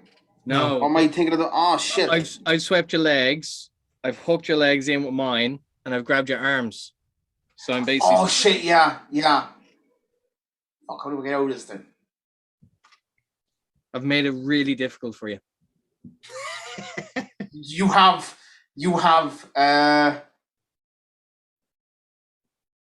Okay, this is gonna be fucking stupid. I'm gonna start shaking as much as I can. Mm-hmm. Yeah. And then one of my legs come loose. I don't know whether any other way of getting out of this. Just works, wouldn't it? If really, like, if you get the right kind of momentum, you can actually swing your arms free. I lose my balance. That lets it go. So there you go. Aye, thank you for helping me. So I get out of it from that way, and then I will grab the ropes then from there, and then as the 2 of us are getting up and I'm still on the ropes, I hit him with a quick kick in the gut. And then the 2 of us are down, just sort of taking a second for each other. My balls hurt, his eye hurts. Yeah, fucking pandemonium. Hurts. Interesting. Yeah, so I'll treat it as a reel then, Jim Morris, for the a straight roll for the kick in the gut, just a reverse flow. Six. Unfortunately, yeah. I'm having no luck with these rolls. No look at all, no. Unfortunately, so yeah, with that then, so Fox, I suppose you're gonna catch the kick is probably one way of looking at it. Yeah, I'm gonna catch the kick. So you know what? Fuck it. I'm gonna catch the kick. I'm gonna swing his leg back, and as he swings forward, I'm raising the knee. Oh, that's a good one. That's a good one. That's a real roll. Straight roll on that. 8. 8. That's successful. Again, another spot stolen by Foxy here. I love it. How's it feel, Jimmy Morris? How's it I'm feel? pinning him from that. Fuck You're that. gonna pin him from that. Okay, Yeah. right. So, all right, pin from that knee. So, Aaron, this is to you. Roll on that. So it was an 8 to beat. So, bit of leeway on this one, and yeah, that's grand. 1, 2, kick out from Jimmy Morris. So, we're running out of spots here, lads. So, give us your next rolls. 7. 10. 10, right, Jim Morris. Once the pin goes, he falls off me and starts sort of just like looking up, saying, "Oh fuck, I thought I had him." I'll start getting up, and what do I do? Oh, I know what I'll do. I'll get up, and I don't have a lot of energy, so I go for that Ted DiBiase fucking punch that he does, and straight down in the head. Yeah, I'll do one of those. Yeah, that's I'll treat it as a work roll on that, +1. Finally fucking worked out for me. Ooh, nearly a critical too. So nicely done on that. And we move on to our next roll from that. So this is the last spot before the finish, lads. So make it a good one. 10. 11. Foxy takes it. Right, last spot. So Fox, what you want to do? Yeah, so he's after hit me in the head like a fucking sound around. So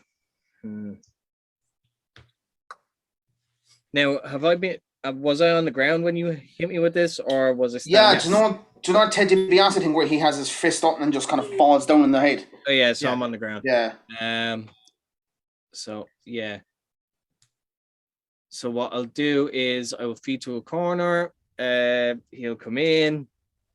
What I'll do is as he charges into the corner, I'm gonna open over. I'm gonna hit the fucking. I'm gonna hit the ropes. I'm gonna cartwheel, back jump onto his shoulders, and I'm gonna fucking ram a driver. Ram a driver, love it. That is as luck roll as it gets, Foxy. -1. That one is a fucking gamble. Yes, it is.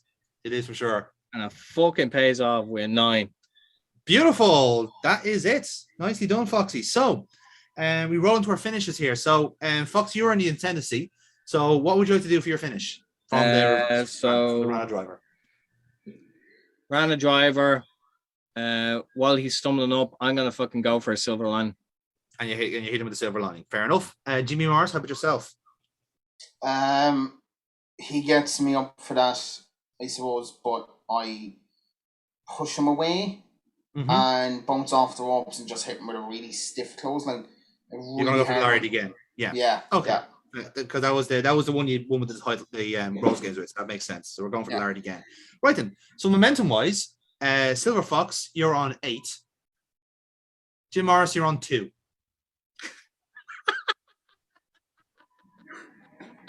Silver Fox stole all your rolls and stole all your momentum. He did, yeah.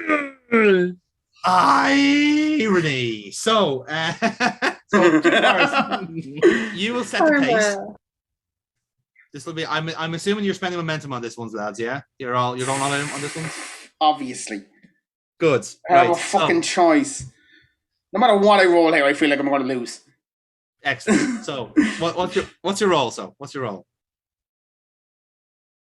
13 is not bad from that. 13 to beat, Foxy. Yeah, he's got to get a fucking 5 only. No. Oh, it was a 12. It didn't matter. It fucking didn't matter. It didn't fucking matter. So that is a fucking critical silver lining at that. So, Foxy, talk us through the entire finish. Go for it. Yeah, big fucking cartwheel around the driver.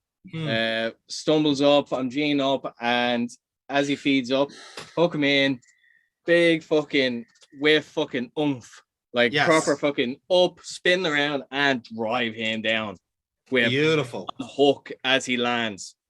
One, two, three. That's it. Ring the bell. Ladies and gentlemen, your winner and still the future national champion, Silver Fox. So when that happens, when 3 hits, I literally get up and I'm just like, yeah, like proper. Like I won it for the first fucking time. So, yeah. And like I said, the commentators will mirror your mood there going, well, look, that's a Silver Fox we had seen week in, week out in season 1 as future world champion, as a glimpse of what he is capable of and what he's been missing over the last couple of weeks. And that flair, that drive, that desire to win is back in Silver Fox. But I suppose, like I said, it's not a surprise he's won this match so emphatically because that is what he's been doing since the start of Future Wrestling. But a slight note on the Rose family here. This is 3 losses in a row for the Rose family. I think it's the first time I've ever seen a faction lose 3 nights in a row, 3 matches all tonight. An incredible state of affairs. Rose, if you're Fred Rose, you're probably wondering what's the cause of that and how to respond from here. So Sadie Morris, beautiful. Yeah, there you go. And we leave the match there, and we'll see what happens with the Rose family next week. So lovely stuff, lads. Good match, all the same. So fucking raging. I fucking knew. I knew it. Every single time I kept losing those rolls, I was like, watch. The one time I get a fucking 12, it won't fucking matter, or 11 or something like that. Yeah. Fucking bastards, you know. Get my I love that when Foxy won that final roll, Rob Midas looked happier about his win than he ever did when he was his manager. You know what? I'm not a religious man. I don't believe in God, but there is a God today because that bollocks lost. I could happily lose every match. James Rage could literally chop my fucking head off in the middle of the ring, and I would still die with a smile on my face. I may have lost, but I mean, I still have a belt. None of you fuckers don't, so I'm going fucking out of here because I need to fucking sorry. Kira does. She has the main belt, but she hasn't said anything to me, so she's okay. She's too fucking nice to say anything to you bollocks. I think I still have a belt as evidence there. I missed that because my fucking laptop stalled again, so I didn't get what you said there. No fucking dickish he'd be won that. Oh, we literally would not have heard the end of it.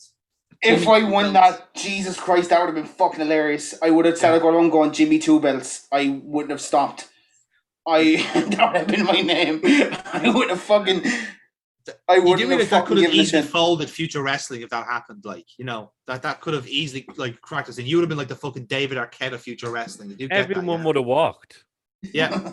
Everyone would have been a mass walkout. Fucking lads, we're forming a union just because we can stop Jimmy Morris. Jimmy Morris says he's a socialist, but he doesn't share his titles, huh? No, he doesn't. We'll move on because Casey has stuff. He has somewhere to go, yeah. So yeah, I need to go, yeah. I need to go. All right, see you lads. You also literally share that title. What? You literally share that title. You're tag team champion. Oh shit, I do, yeah. Fuck. I didn't even fucking got that. See you later, Aaron. I'm so engrossed in my own fucking world and my own ego, and nobody else matters. Not even my fucking tag team partner. We would have never fucking known. Never guessed. Never have known. We wouldn't have guessed, man. No way. So, alright, go on. See ya. Bye. See you later. So, right then. So we move on to our main event then, lads. After that, so in that case, ladies and gentlemen, this next contest is your main event of the evening, and it is a tag team match. And again, the commentator before we jump in, going, well, as you heard there, we are apparently still on for a tag team contest, and considering the events are very around tonight, I'm not sure who Rob Midas could have substituted in for Casey Colt here, but as you said, the ring announcer is on the understanding this is still a tag team match, so let's get to the ring and see what happens. And indeed we do. So, first out of this contest, ladies and gentlemen, introducing first, weighing in at 237 pounds from the Timon Woods in Dublin, Alan Moore. So, come out on the scooter, panda onesie, panda hood up, not myself, not me normally bubble self, head kind of down. So I do the lap of the ring, kind of more slower than I normally do. Get into the ring, go to my corner, step out and grab the tag rope and just wait. Oh, Casey's a sad panda today. Oh well. I'm sure he'll be fine. Give him some bamboo and he'll be fine. So, and then he obviously awaits his tag team partner, and his partner, weighing in at 189 pounds from Dublin, Ireland. She is the future world champion, Violet Storm. He's busy giggling at Dave. God damn it, Dave. One day you're going to have to overlay that sound in. It's a fair point. So I come out. I am going to be wearing my Violet Beavers t-shirt again. Hey. Because I don't know about him, but I'm determined we're still friends. So before heading straight down to the ring and straight over to him. I like to think that puts a little smile on Alan Morph's face. Does it? It did. When he said it, Alan Morph kind of come out. Tried to look sad again, but he's like, that's so nice. It's like, Oh, poor Alan, no belts. God damn it, Dave. sorry. No, Mr. Soul, I got this. Poor Dave, never belt. Oh, yes. Anyway, Plus, it's clearly Alex Nobel. Love it. Yes, it is Alex Nobel. Gingerbread. Best thing about it is that Alan Morph's shoot name is Alex. Like, he literally is just like, he's just breaking kayfabe saying it. I He love has it. his own preteen show on Nickelodeon, Alex Morph. You're going to have to call the intern Alex from now on. That's true, actually. Yeah, we Alex could. the intern. Alex the intern. Yeah, that could work. So, That program. ah. Alex Mack. Thank you. Alex Mack. Yeah, Yeah. there you go. Well, what a fascinating lore we're building up here for Alan Morph. So with that in mind, then, and their opponents, introducing first, weighing in at 202 pounds from Inverness, Scotland, Connor Law. Cool. So I emerged from the curtain with a zip-up hoodie. It's black and white, but on the back it says "Death to Pandas." So I turn around, show off what's written on the hoodie, and wait patiently for who my opponent is. Indeed. And again, the camera's going. As you Don't can you mean Tag tag team team partner? the mind games have already Better started. not be Jimmy Morris. I'm walking back and it's Jimmy fucking Morris. So like I said, the mind games have already started here between Conor Locke and obviously that message can only be to one person, and that is to Alan Morph, who still looking very dejected on the apron there. Doesn't even look like he wants to start this match. Very much a strange mood overall, but obviously Conor Locke trying to get into the head of what he deems to be his next opponent. We'll see how this goes. And indeed, the music dies down, and we get some more music. And his partner, weighing in at 194 pounds from Tombstone, USA, Casey Colt.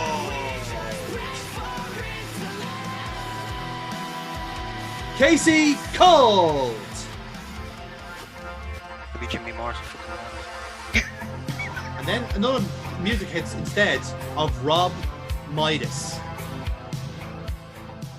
Well, ladies and gentlemen, and of course, Mr. Locke, I have to come out and inform you that Casey, of course, is not here tonight. So I have found a worthy replacement for her, and is none other than myself. I will be in the tag team match tonight with Connor Locke against those two. So Connor, let's go do what we do. Well, I suppose Very it's happy not a with that. surprise.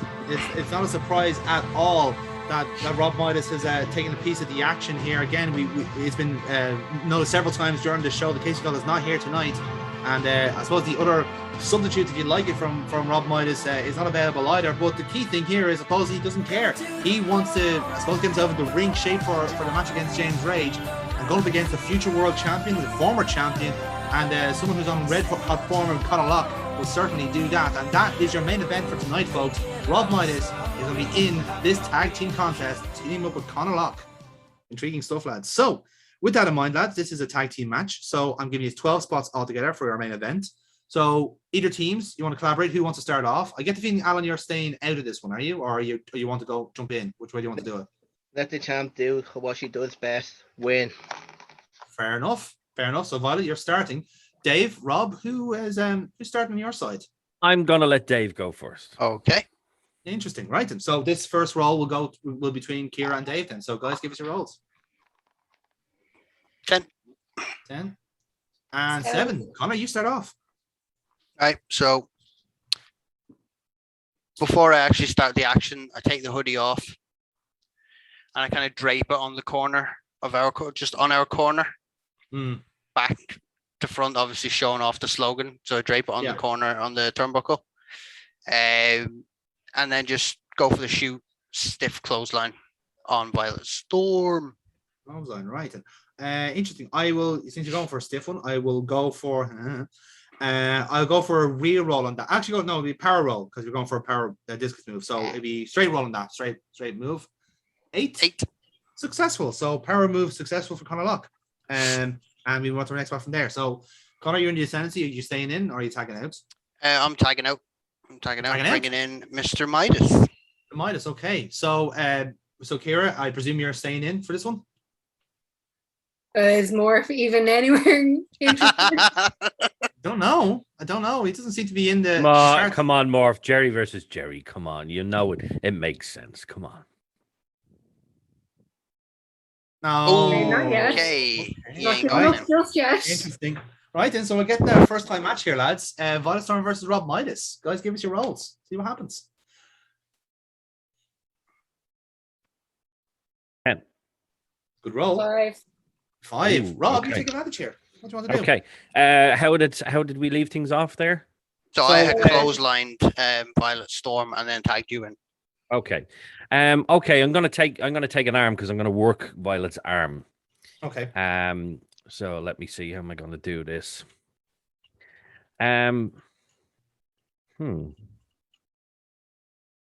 Basically, I'm just gonna put her into an arm lock just to kind of wrench the arm a little bit, just to kind of get in a little bit, just get a little bit of damage on that for what might be coming later on. We'll see. We'll see how the dice goes later on. So I'm going to just wrench in the arm for an arm lock. Fair enough. I like it. Yeah. It's a work roll, so it's a -1 to you, Jerry Sol. Oh, Jesus Christ. 4. 4. Okay, so you're going to go for the arm lock, and Violet Storm is going to have a way of reversing out of it. So what would you like to do? How would you like to get out of this arm lock?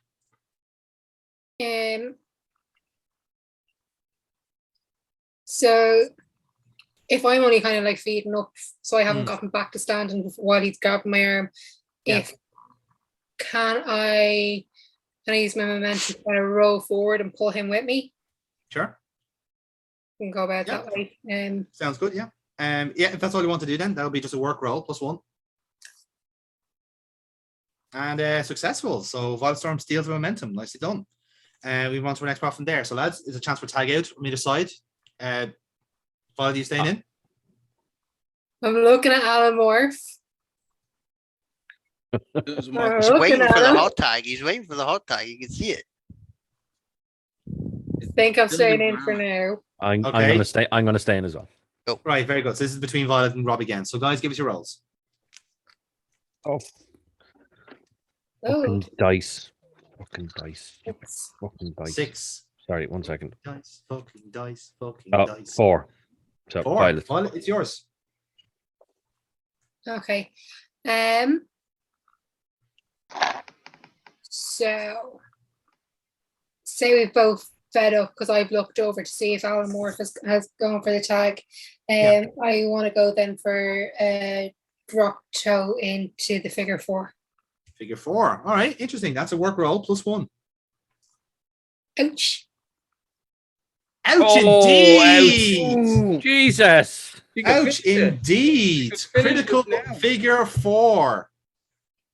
Wow. Okay. Rob, you have no way out of this. Is the thing. You have no fucking way out of this. So it's a critical figure 4. Like there's no other way around it. Yeah. So what do we do? Is that it? Have I tapped out? no, you haven't tapped out. It is still early doors in the match. So Jerry, give yourself a roll to see if you can actually come out of it. So it is a 12. You'll have to match it, unfortunately. And then we'll see what Conor Lock can do. It just seems to be my number tonight. 4. Fair enough. Okay then. So right. So again, the initiative is going to fall to Conor Lock here because again, you are in the figure 4 here. Right, so I'm gonna go to the top rope and try and just drop kick Violet Storm while she's in the or leg drop. Sorry, Violet Storm while she's in the figure 4.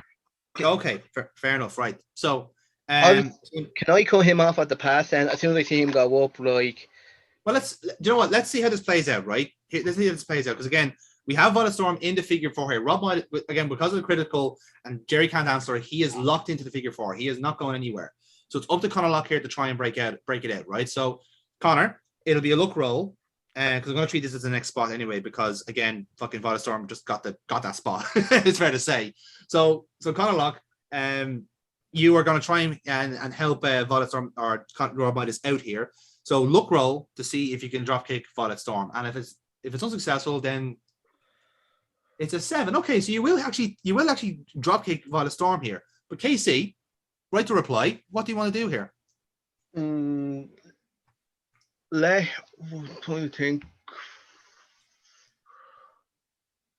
As soon as he hits the drop kick, I step in. He sees me, smiles, and just got hands up, backs up, gets back out to his corner. Okay. No, it's a leg drop he hits, isn't it? Yeah, it's Yeah. a leg drop. Leg drop. So you all you're doing is stepping in and like getting kind of like just like staring Lock out of the ring, basically. That's what you're doing. Okay, fair enough. Right. Okay. That works out well because again, what I will do then for balances, considering that like obviously we didn't go for the tap out there, I'll give the extra momentum to the teams there. So Lock, you got the momentum for the leg drop. The Violet Storm, you're getting the double momentum for the successful figure 4. So I think that works out well in the end. I think everyone wins from that. So with that, then we have our next spot. So Violet, you have a chance to tag in if you want, or do you want to keep on the offense? I go to tag Alan Morph. Okay, I would say she's still kind of woozy from the leg drop, so I just reach over and tag myself in. Okay, it's happening. Rob, you have a chance to get out as well. Tagging the fuck out of this, yeah. You better All right believe then. it. Okay, so we're getting Alan Moore versus Conor Lock here. Let's see what happens, guys. Give us your rolls. Good roll for Conor Lock. Fantastic roll for Casey. Even better. No, he meant don't roll the dice, not do a roll. Critical. Whoa! Oh! Oh wow. Okay. So Casey, you got the freedom of fucking Ireland here. You can have a double spot, double momentum, or free audience. What would you like? What do I want? I take double spot. Double spot. Okay. So name your 2 spots. What would you like to do here with Conor Lock? Double standing sergeant, double axe to Conor Lock. Okay. Then while he's down, grab Midas by his beard and smash him into the ring post. Interesting. I'm sorry. I didn't know James Rage was in this fucking match. I feel like something's cooking here. Okay. Do you know what? Death pandas can be vicious. Fucking sure they can, the little bastards. So, right then. So those are 2 +1 real rolls. So, it's a 4. That's a 5. Yeah, so it's a 5 altogether. Okay. So the double axe handle is not going to work with Conalock first off. So that actually does cut you off at the pass there. So you're going to go for the double axe handle. Conalock is going to duck. So Conalock, what do you want to do? He's going for the double axe handle. Yes. So he's going for double axe handle. So he's coming down like that. Yeah. So I'm going to duck to the side and go catch him and go for a gut wrench power bomb. Gut wrench power bomb. Right. That's a power roll. Straight roll on that. That's a 10. That gut wrench power bomb was successful. You cut Alomorph at the pass. So again, I'll offer to you lads. Are you tagging in or out? No, I'm staying in. Staying in. KC, you staying in? Staying in, yeah. All right, then lads, give us your next rolls. And of course, I only worked one spot, by the way. So we're back to where we were. No double D's up there. 6, KC. 11. 11 Nice. rolls. Jesus. Right, Nice. KC. Right then, what do you want to do here? You're going to come out from the gut wrench power bomb. So what do you want to do here? Sit up, look at Connor, and just laugh and as I get back to my feet. And there's a separation spot. Separation. Okay, I'll treat it as a look roll then to kind of do that kind of sit up and laugh spot, let's say. So it's a look roll +1. Ooh. 6 altogether. 6 altogether, yeah. Okay, so you're going to sit up and laugh, right? But Conalock is going to take advantage from that. So you're going to sit up and laugh, right? Because again, it's a 6, so it's a bit of a partial here. So you sit up and laugh, right? But there won't be any separation. Conalock is going to attack you from here. So Connor, what do you want to do here? How much momentum have I got? You got 3. Right. I'm not going to use any momentum. However, I'm going to go for a Highland Spike. Interesting. The right. laugh has angered me. It's infuriated me. It's insulted me. I'm going straight for the jugular.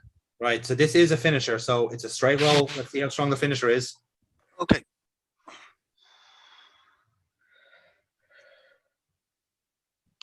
It's a 12. God, It's a critical Highland Spike.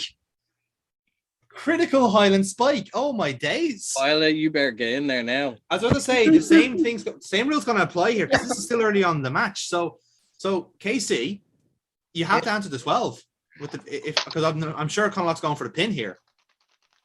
I'm not. What? Oh, okay. I'm tagging in Rob Midas. Oh, all right. Interesting. Okay. I got a 7, though.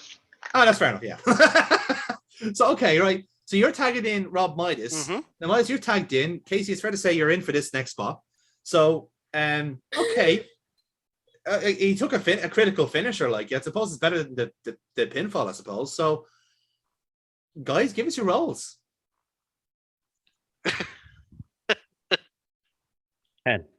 10. Fucking 6 and Okay. 9. Oh, Yeah, 9 altogether. So, Jerry, this spot is yours. Okay. I'm kind of gloating over him. I was like, he just got spiked. And I kind of getting into my head. I'm like, fucker, I want to do it as well. So I can't remember the name of my finisher. Maybe it's because fucking Jimmy Morris stole it on me or something. It's the Midas touch. It's the the Midas touch. That's it. Yeah. Yes. So I'm going to go for the Midas touch. Very well. All right then. So you roll for your finish. It's a straight roll. 8. 8. Okay, so you do hit it. You hit the finish, which is the Midas touch, the up elevated jump bomb. So are you going for a pin from that then? I presume. No, I'm going to tag in Connor Luck. Yeah. It's Interesting. It's one-upmanship, yeah. Okay, fascinating. Right. So again, Casey, you're taking 2 finishes here. It's fair to say you're going to be staying in for this one. Believe me, there's going to be a fucking hot tag at the end of this, Violet. Right then. So this goes to Conor Lock and Alan Morph again. Then, so we're only at the second half of this match, lads. Fascinating stuff. Go for your next rolls. 10. Casey. Terry. It's 5, is it? It's 4. 4. Okay, right. So Conor Lock, you're in here. Right. So what I'm going to do is, as Rob Midas tags me in, I kind of give him a nod, you know. Fucking, I like that. That's good. Mhm. That's good. However, I'm gonna hop in, Yeah. and while Alan Morph is lying motionless on the ground, Mm-hmm. I'm going to go for the running drop kick to Violet Storm. Okay. That's Oh. interesting. That is a luck roll, -1. So you're at a deficit here. Let's see if you make it work. 9. Successful. You hit Violet Storm with a run drop kick. Right then.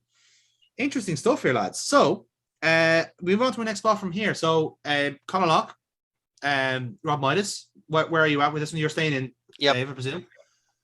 And 8. Alan Morph. 8. Oh, 8 as well. Roll again, lads. Go again, Roll lads. 9. 5. 5. Okay, Connor, this is your spot. So I'm going to So Violet is off the apron. I take it. Yes. Drop kick She's off the taken out apron. of it, yeah. I'm going to gesture Midas to come into the ring, Right. and I'm going to go for the double team finish. Double team finish, right. What are you pitching here? So what is your finisher, Midas? My finisher is it's like a choke slam bomb, basically. It's choke slam rock bottom bomb, so you kind of go up and then a sit out bomb at the end of it. So what I'm going to do is I'm going to suggest you come into the ring. Mm-hmm. I'm going to get Alan Morph up for what you would imagine is the Legion of Doom finisher. Yeah. Right, the Doomsday device. But instead of him jumping off, I'm going to walk Alan Morph up, and he's going to choke slam while I backdrop. So I'm going to combine like a super Midas touch, basically. Okay, right. So for this, so again, this is the double team work. So a double team finisher, I'm going to ask you both to roll, and we'll see what the average is from that. So that's an 8 for Conor Locke. 8. 8 as well. Okay, so it's an 8 overall. Interesting. Right. So so you do get momentum for that, and are you going for a pin from that? Yeah, I'm going for hopefully go for a double pin. Double pin. Okay. Yep. Right then. So Casey, you have an 8 to beat on that roll. Come on, Casey. 10. 1, 2, kick out just before 3. And Rob Midas and Conor Locke are in disbelief. Alan Morph has just taken 3 finishers in a row, lads. In a fucking row. And he's kicked out. That's going to be my last thing because I have to shoot off. So, Okay. All right, no worries, man. Did it. Fair enough. All right then. So, interesting. So again, so Alan Morph is going to be in the he had to go, unfortunately. But interesting enough, like he's going to obviously come in here. He's going to kick out. So lads, you're probably in disbelief from this point. Yep. I think it's fair to say. So, right then. So I think what we do is, to be fair, because Violet Storm, you did get knocked off the apron here. So we'll treat this next role as yours, let's say. And who wants to kind of like take the team lead on this one? So Connor or Rob, who do you want to? I would be happy with Rob. I'd be happy with Rob. Tag him. Okay. Fair enough. Yeah. Tagging me in. Okay. All right. So this roll is between Kira and Jerry Soul then. So guys, give us your rolls. 10. 10. Good roll. 7. 7. Right. 7. So Rob, you take advantage. Okay. So is Casey tagged out or? No, Casey's probably still in the ring, but like I said, because like Casey said, I kind of gave the roll to Kira, so she probably may not be in the ring just yet. Perhaps you have another chance to deal damage to Alan Morph here. Okay. I didn't get a chance to work the arm properly, but he just kicked out, so I want to do a maniacal $1 million dream on Alan Morph. Okay, interesting. Yeah, work roll -1. It's a 6. It's a 5. So there's 2 ways we can do this, right? So Kira, you can obviously will take the role here. So you have a choice of either Alan Morph breaking it himself, or perhaps you interfering, whichever way you want to work it yourself. Would it work better if, like, so you're not going to quite get it? I want if Alan rolls out of the ring. Yeah. Would that work? Fair enough. Yeah, that works. Yeah, that works. Yeah. It'll just be a straight work roll for Alan Morph, so +1. Jesus. Critical. He critically rolled out of the ring. Critically rolled out of the ring. Like, He's on the other side of the fucking arena now. Do you know? No. Do you know what? No. Do you know what? This is perfect. I have it. I have it in my head. Right. You're gonna go for the $1 million dream now. When you like say $1 million dream, like maniacal $1 million dream, he is standing up, is he, or do you have him lying down? Which way are you doing standing and Standing up when I go to lock it in. Right. I have a perfect spot for this. Right. Bit of camera trickery here. Okay. So. You haven't locked into the $1 million dream. You're gonna go tap, tap, tap, whatever it is, right? The camera's gonna focus in on your face solely, going like, tap, tap, you son of a. You turn around and he's out of your headlock. He's wriggled out of it. Like you didn't even notice. You were so like obsessed with the fucking like you're trying to choke him out. And you can hear Conor go, he's over there, he's over fucking there. And he's crawled into the corner and he's tagged in Violet Storm. So this works out quite well. Yes, he's gone for a hot tag. So I think that justifies the critical, I think. Yeah. Look, how do you get an audience without even being fucking here, Casey? Honestly.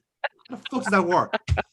Fucking cutter syndrome here. Fucking hell. Right then. So yeah, in that case then, we have 2 spots left. So Rob, are you staying in or are you tagging out? I will stay in. Stay in. And Violet, obviously this will be your hot tag. So let's give us your rolls. Let's see what happens. How many spots left, John? 2. Good roll. 6. Shit roll. Okay, so Kieran, this is yours. Oh, fuck yourself, Jonathan. Hot tag successful, Kira. Take it away. Ollie in. So can I use ropes for momentum and go for a Hurricane Rana? Yes, you can. That'll be a luck roll +2. And you needed it too, in fairness. So, You needed that. Hurricane Rana is successful, and that Hurricane Rana is Rob Midas out of play, I suppose. So I think again, for seeing this is the last spot before the finish, I think it's a fair trade that this will be between Violet Storm and Conor Lock. So guys, give us your rolls. Let's see if the hot tag continues. 11. Oh, 2 11s. Fucking hell. again. Okay. 4. 10. Okay, Conor, this is your last laugh here. What do you want to, Right. do? So Violet Storm's just spiked Jerry's head into the mat. Sure. So what I want to do from here is I am gonna go for a delayed suplex. Okay. So Harley Race style. Just before the finish. Fair enough. So you just gotta basically like kind of quell the momentum then from. Yeah, I'm gonna give Midas a bit of a chance to gather himself. Excellent. Okay, tell you what then. We'll go for power roll on that, Conor. Straight roll. 7. So yeah, the delayed suplex, it works, and happy there. So right, we go into our finish then from that. So Conor, like you are in the ascendancy. So between yourself and Rob Midas, what finish do you want to do? What we do, Dave? Am I tagging you in and you go for something on her, the spike, or yeah, I kind of like that. Yeah, we could do like a. If I go for the Highland spike, you do the old hold of the feet and make it even worse. Oh, if you want a spiked spike. Yes. Spike. And you'll be doing that on Violet Storm then, I presume, yeah? Yep. Yes. Right, okay. Violet, obviously you are still in this match, and so is Alan Morph. So have you got an idea of what you want to do yourself? I would presume that Alan Morph will want to do something to kind of like to kind of like knock it, to take out Conor Lock at that stage. So Conor Lock will kind of not being a legal man, as it were. He's kind of like he'd be kind of taken out of play. So I want Alan Moore for his input to basically like kind of like again kind of targeting to the animal instinct. He's gonna like actually like kind of like quadruped charge at Alan Moore at Conor Lock and take him fucking out, like spear him across the ring. So proper like a panther fucking takedown, and just like he's wailing at on Conor Lock. Where Then do you get a wheelchair from? Yeah. So I was going for like I was going to suggest be a panda, but that sounds more appropriate. Go for the Stephen Hawking finish. Yeah. Well, I was thinking more. Yeah, I was thinking like more like 4 legs, not actual like fucking. Like, oh, you know, right, okay. You know what I mean? Yeah. Still technically counts. Jesus Oh, Christ. somebody gave him a wheelchair. The hottest spike was so effective. When you went to take when you said he was going to take me out, I just envisioned him wheeling towards me like in a rush, falling out of the chair on top of me or something. Like ejector seat. Do you know what I mean? Yes, unfortunately I do.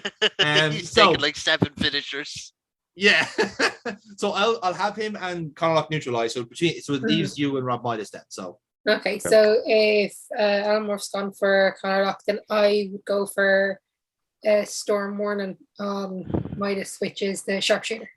and tap him out. Okay, that's fair. Right then. So momentum. This is interesting, right? So Rob Midas, you have 3. Conor, you have 7. So your team altogether is 10.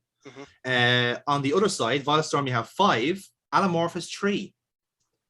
So the heels have the ascendancy momentum-wise. So we're gonna have to pull out of the fire here a bit, Kira. So we'll give her combined rolls. I'm throwing all momentum in. I think everyone's doing momentum. All in. All in. Yeah, right. So let's see. So we'll go. 11 and a 10. All right. So 11. Fucking dice. 3 second dice. I fucking lost. Like for fuck. Sorry. Okay. 7. 7. And what was that? Yeah, 11. 7, 11, and 10. 7, 11, and 10, which would be 28. So, Violet Storm, wasn't it? What? 7, No, 11, I'm 10? the 10. Yeah, so no, it was You were Conor 10. So you're a 10. I'm an 11, and we have 8. We win by 2.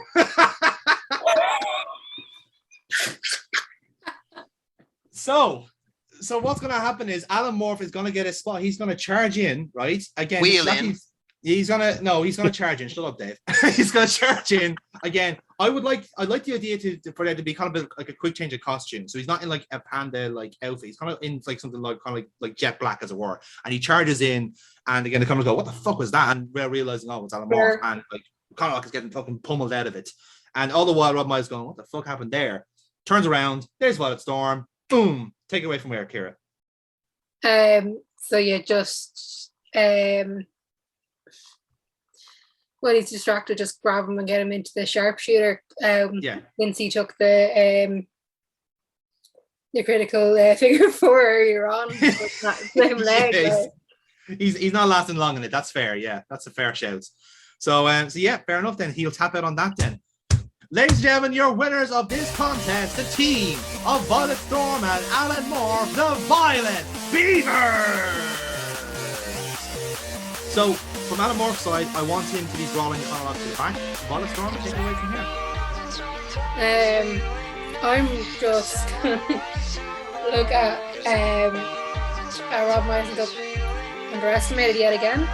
Proved I'm not going down so easy. See you later. Before I head back. Very nice, very nice. And again, the commentator will remind us the context of this song. But like I said, we were promised Casey Colt in this main event, and what we got obviously was no slouch in Rob Midas, but the outcome perhaps could have been the same. Violet Storm has tapped out Rob Midas here, which perhaps doesn't bode well for his match with James Rage in a couple of weeks, but it also doesn't bode well for Casey Colt, because she still has to face Violet Storm at Darkside, our next live special. And again, a huge win in this main event for Violet Storm. Another impressive showing, despite the incredible, intriguing team up of Rob Myers and Conor Locke. Violet Storm reigns supreme again here on Future Wrestling, showing a real streak of dominance here. Can anyone upset it? Indeed. We'll only find out next week or the week after. Ladies and gentlemen, thank you very much again for watching Future Wrestling. We'll see you next week at the same time for more of the same. We'll see you next time on Future Wrestling.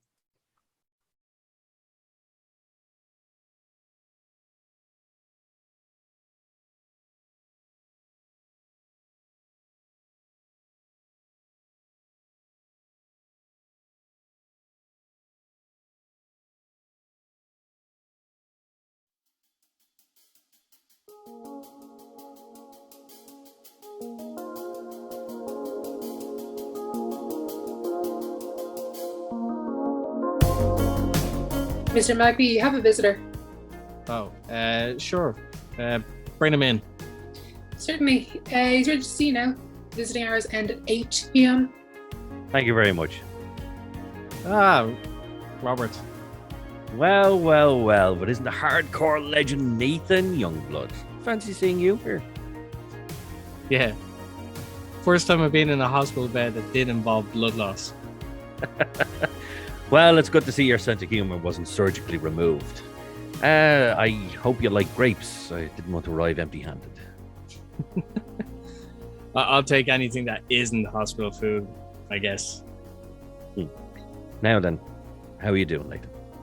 It's been quite a long time since we spoke. I trust everything's gone well?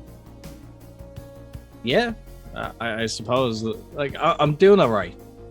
My last surgery was a few days ago, so I've been healing up pretty much ever since. Have you had any discomfort? Probably, but I've been so drugged up, I haven't felt the thing. And what have your consultants been saying? Mostly good news. Said I'll need a lot of physio, but the joint is all cleaned up and should give me some good mobility for the next while at least. Although it's never been that mobile anyway, so I guess anything is an improvement. Quite, yeah. Well, it all sounds like it was successful from my uneducated opinion. Yeah, I guess so. I don't think I'll ever wrestle again, but You've done more than enough for wrestling. It owes you nothing, and you owe nothing to it. It's time to move on, Nathan. You're still a young man. 42 is not young, Rob. For a wrestler, no. But for a man with his entire life ahead of him, it is. True. I'm very grateful for what you did. I guess I'll always be in your debt. Perhaps. But like I said, your health was more important. I just needed to intervene. To save you from yourself. Yeah. I see your point. Anyway, I can't stay long. Nathan, I have an appointment myself that I need to attend. Sure. Just one thing, Rob. And I need you to answer honestly. Please. I'm all yours, young blood.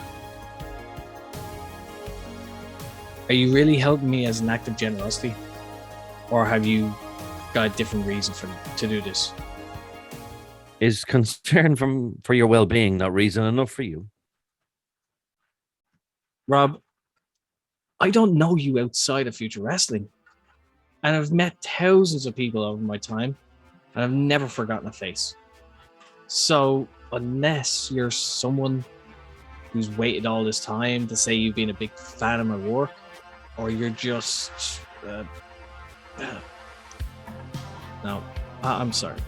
Sorry. No. Speak your mind. It's clear you've been bothering. I'm thankful to you for what you've really done. Really, I am. But I can't shake this feeling. Like, you've done this to quietly get rid of me. Get rid of you? You're going after Decker, aren't you? Huh. That's why I'm here, isn't it? You've taken me out of the equation. And by the time I'm healed up and ready to come back to work, whatever takeover you've got planned will have already happened. Am I right? Adam knows what's coming. It's inevitable. So, I'm right.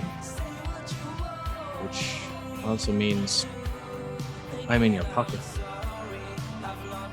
Exactly.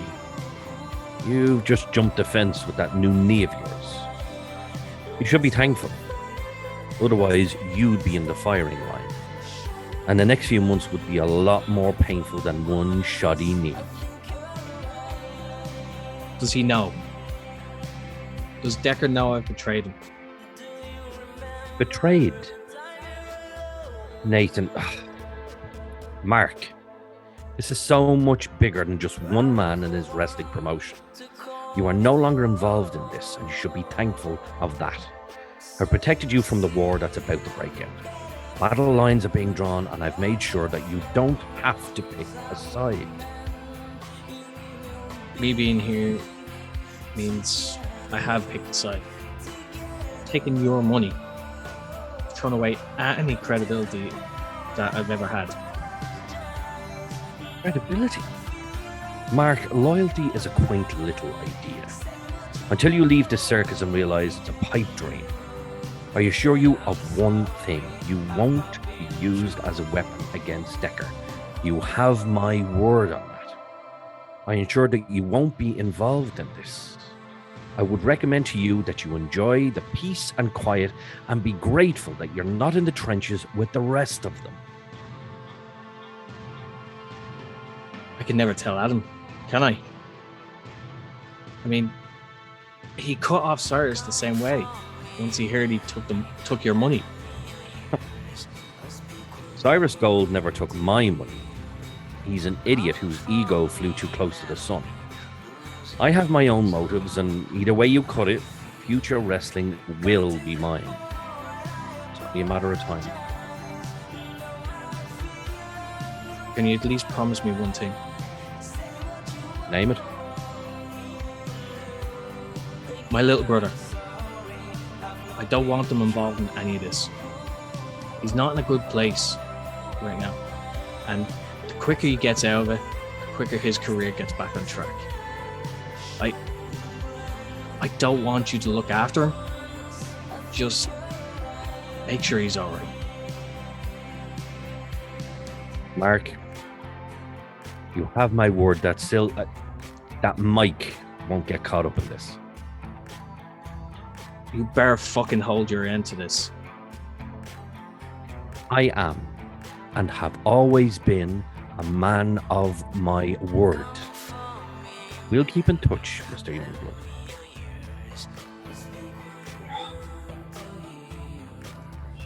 Yet. Losing your resolve.